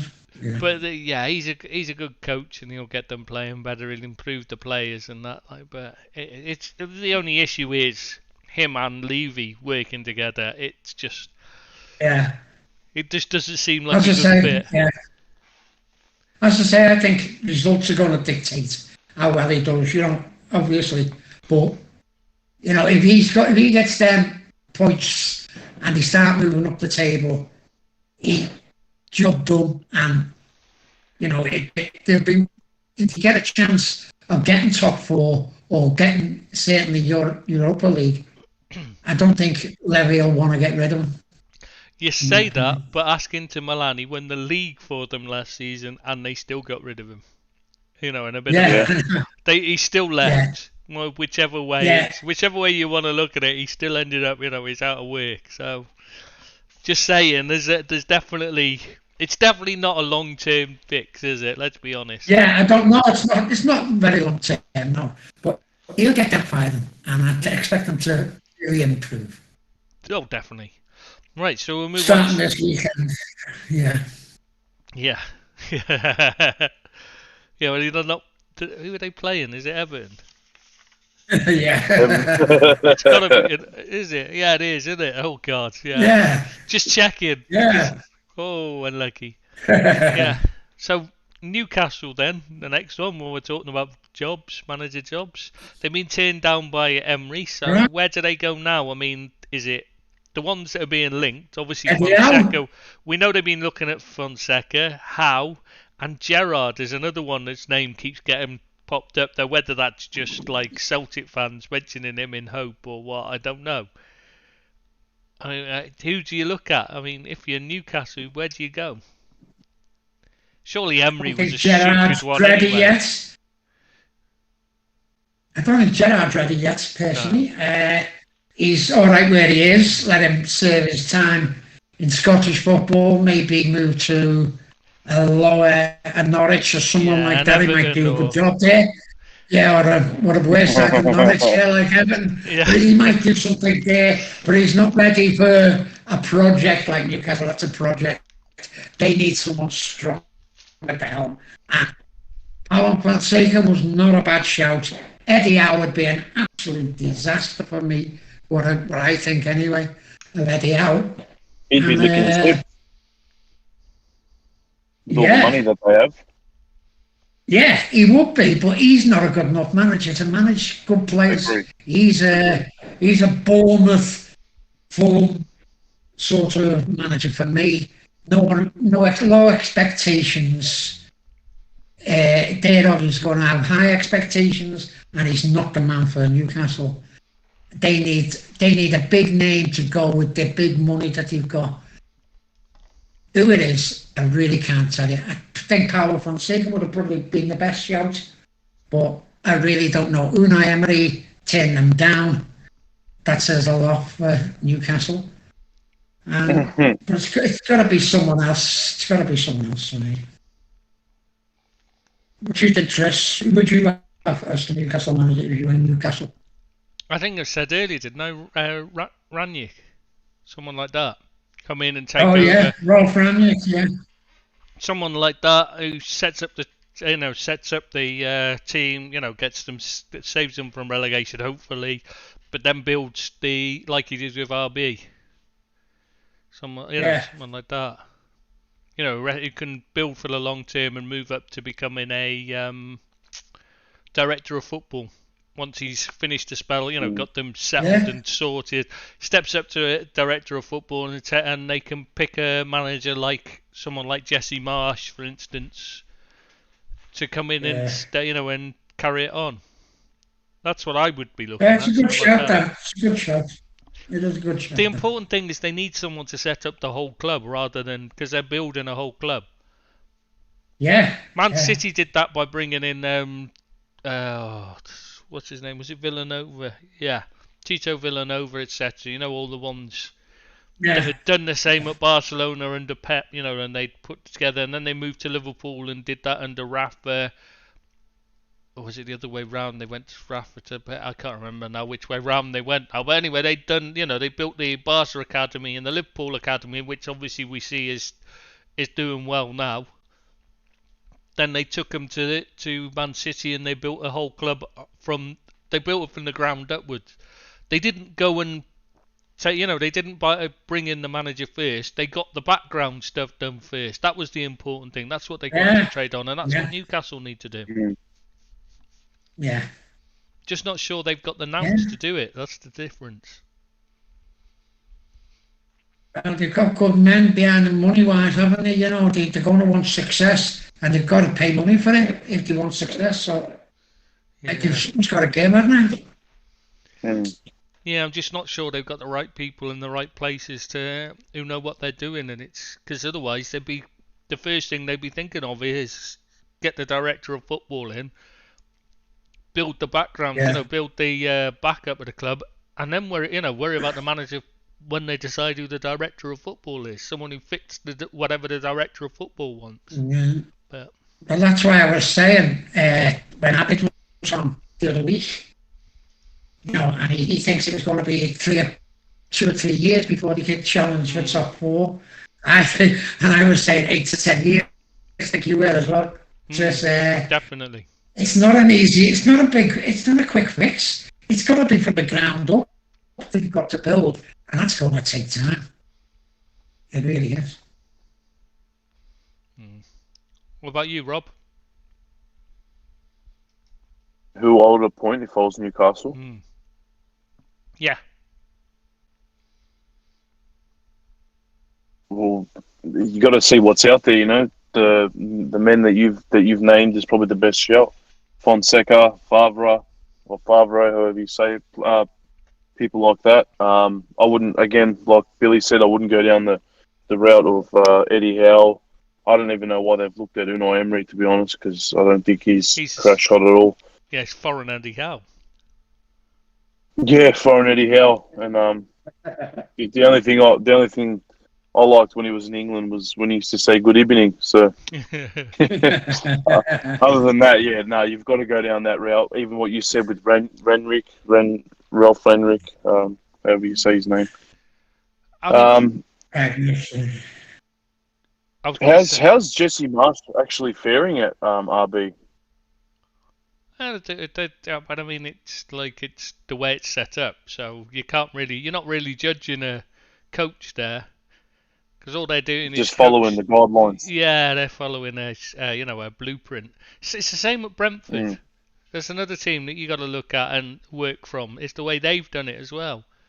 If you're Newcastle, I mean, for me, the ultimate ideal choice for me, though, we mentioned it earlier, I think. I said the one I would go for would be Potter. Yeah. Give him what he wants. Give him what he wants in terms of, we'll try and buy you any players you want. Let's see what you can do. He knows the league, doesn't he? He's quite well respected as well. But I don't think Brighton would want to let him go, obviously. And I don't know whether they're in Potter's remit to become, is he better than himself by going to Newcastle? Certainly, and not in the near future. But you'd have to see what he thought of it, but and the money would be. He's one of those that would see it as a long term. That's why I was thinking him. Yeah. He would see the long term project. He's one of those that could, and he could see it through from the beginning to the end, like he did with Östersunds. Yeah, he might fancy that, you know what I mean? But I think he'd be a great choice. I wanted him at Everton instead of before Rafa come. I'm happy with Rafa, but I wanted him from the start. I think he's a top quality manager. And as I say, knows the league and knows the players. And I think he's top quality. Well, I think he'd be fantastic at Everton. Yeah, I do. Yeah. But yeah, so he's not likely to be, though, is he? Right, well, we'll move on to, it's got to be the Blatter and Platini story next, hasn't it? They've both been charged with fraud in Switzerland. Yeah, sooner the better. Get them in court and out them and for what they are. Two absolute thieves. Get them in prison because they're just two horrible, horrible men who made a fortune out of the misfortune of clubs and players. I don't like any of them, don't like both of them. Get them in court and let them have the day in court. Because Platini actually went to the European Court of Human Rights to try and have his ban from football overturned. And they just said, nah, you're banned. There's nothing wrong with that, man. You can't really complain, can you? No. I just think what they should have said is, hang on, you only got 4 years or something in the end, because it was originally 8, I think, and then it got reduced to 4. And you're thinking, hang on, that's what you should be saying is, damn, I got off lightly there. The European Court of Human Rights should have said you should never be near football ever again in your life. Absolutely. Bounty rights, absolutely found bounty rights in Blatter. Money they accepted, the bribes, absolute scumbags that do with them. Hope they get what they deserve to. So you're suggesting you think they might be guilty then, Bill? Is that what I'm not sure. Well, possibly. I'm not sure. Still on the fence. Yeah, I really couldn't tell which way you were leaning there, mate. I just wish you'd be more open about what you're thinking, you know? Yeah, I will. I want to speak my mind from now on. Yeah, because those listening at home, they want to know what you was, which way you were going there. It did sound kind of like you were supporting Blatter, I think. Yeah. From a flyover, maybe. Yeah. Him and Tim. Oh, what was Tim Roth doing making that movie? Jesus. Oh well. Yeah, I want to go there. But yeah, should we move on from that one? Like, there's not really a lot to say other than they're a pair of scumbags who've stolen money from the game and should be locked up. But yeah, let's move. Yeah. Did you hear about the match in Argentina's third tier? Where someone got shot or something? What happened was there was a game between Huracan Las Heras against Ferro something or other. I've forgotten. I haven't written down the rest of it in my notes now. Right, Huracan Las Heras are winning 3-1. A fight breaks out between the fans of Huracan, like their own fans were fighting with each other. It spills out onto the pitch. Shots start ringing out as well. So all the players and the coaching staff and all that are trying to run for cover, and one of the coaches of Ferro got shot while they were doing it. But like, it was the Huracan players. They were winning 3-1. And the fans are still causing a fight on the pitch. You're thinking, Jesus Christ, you can understand if they're losing and emotions spill over a bit. When your team's winning 3-1, surely you just enjoy the game. But they weren't even fighting with the opposition fans. They were fighting with each other. It's quite worrying, man. Thank God I don't live there. Argentinian football, anyone tell you it's a mess, don't believe them. It's obviously in good shape. The next story is the Christian Eriksen, because now he's been told he can't play in Italy again. With him having the what's it, ICD, is it? The the pacemaker thing. So he can't play in Italy. Yeah, it's a shame for him, really, isn't it? Some of the injuries players have had, heart problems, people going down. You've got to feel for them. And I know they earn money, great money in that, but it doesn't do much for you if you can't play it again, or it kills you. Feel sorry for him, man. You know what I mean? I think he's been a decent footballer. That Sergio Aguero had trouble the other day, didn't he? Yeah. He actually rushed off to hospital. Yeah. They've said the similar thing. They think he's got an irregular heartbeat and that, so he might have to have one of them fitted. Yeah. He's only 33. Well. So I mean, well, what does Christian Eriksen do? I mean, in Holland it's okay to play with one because Danny Blind. Is it Danny? Yeah, Danny. What was it? Or was his dad Danny? I always get these mixed up. Which one's Daly, that's it. His dad was Danny, wasn't it? Blind. Yeah. Daily Blind, that's it. Yeah, the ex-Man United player. He's got an ICD fitted and he plays for Holland and Ajax. In fact, he scored, didn't he? He scored, I think, last night or the night before when they played this. So, yeah, he's been playing with a pacemaker fitted for years. So, Christian Eriksen could still play, just won't be in Italy. Yeah. But it's like... Seems like it should be a worldwide thing, that, shouldn't it? Or either none, or it shouldn't be down to the country. There should be a set thing. If you've got one, you can play. Or if you've got one, you can't play. It can't be different in different countries for me. I don't like that. Yeah, it does seem odd, because this kind of thing, it should either be one thing, you can't say, oh, it's alright. Because what happens when they play in Europe? Surely he shouldn't be allowed to play in Europe if he's not allowed to. I mean, what happens if he plays in Italy? Does Blind have to sit out if he's playing against an Italian team in Italy? Yeah. Yeah, you think it'd be across the board, yeah. I mean, is it only Italian teams playing in the Italian leagues that aren't allowed, Italian... Is that how it works? Yeah, or is it it must just be Serie A thing rather than anything else, because otherwise Blind wouldn't be able to play in Europe, would he? So, yeah. Does seem a bit odd though. Yeah.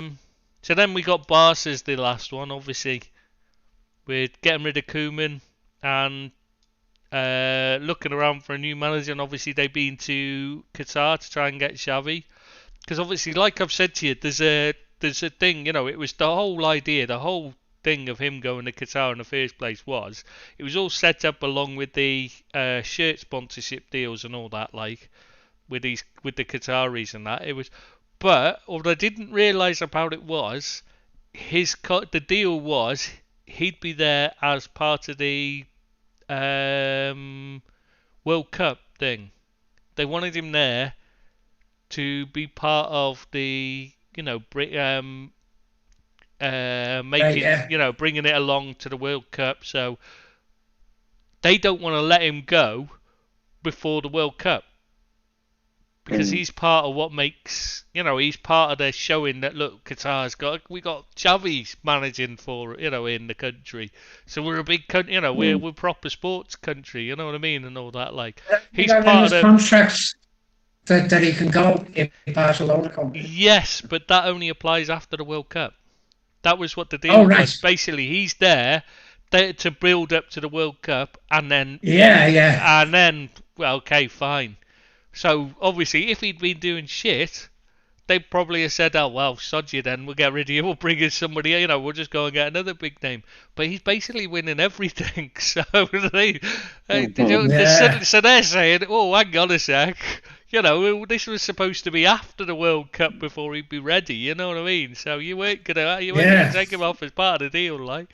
And it's the Qatari rulers team that he's playing for. Because it's the Qatari ruler that said, it's his companies that set up the sponsorship deals and all that, like, and it's his team outside. So, it's not like it's another team, you know what I mean? It's like the team with the rulers, so he's not going to be easy to deal with, so... Because they've been out in Qatar, during the week, haven't they, Barcelona, trying to get the deal, so auction, yeah. Be interested to see what happens there. If it had been after if it was after the World Cup, it wouldn't be a problem. He'd be gone. Yeah. So.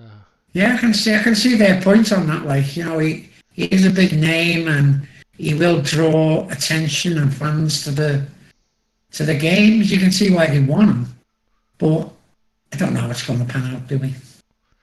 It's one of those things where I can see why they want him, but let's be honest, it's not going to make any difference.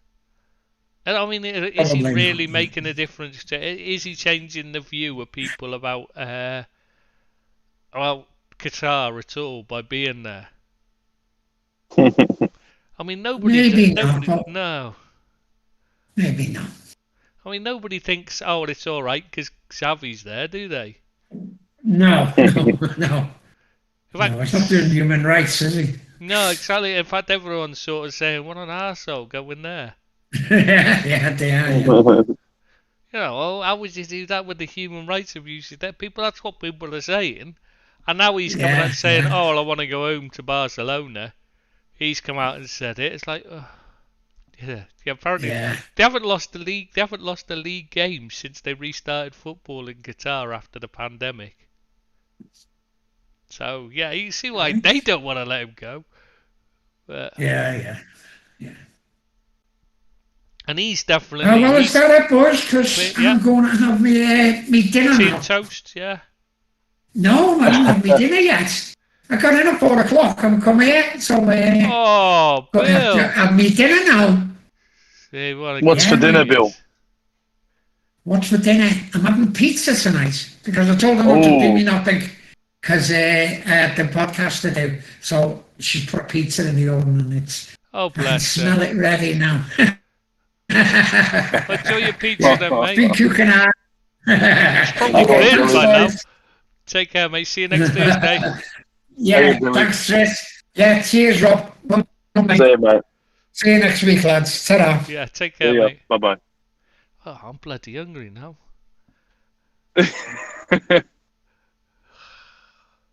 Bless. Right. Well, we might as well end it there then, shall we? So, if you want, no worries. I will see you next Thursday then, Robbie. See you next Thursday, Tris. And anybody listening, if there is anybody listening, probably isn't, because I forgot to ask Phil to put up links, but that's my fault, so we won't mention that. Bye-bye. Bye-bye.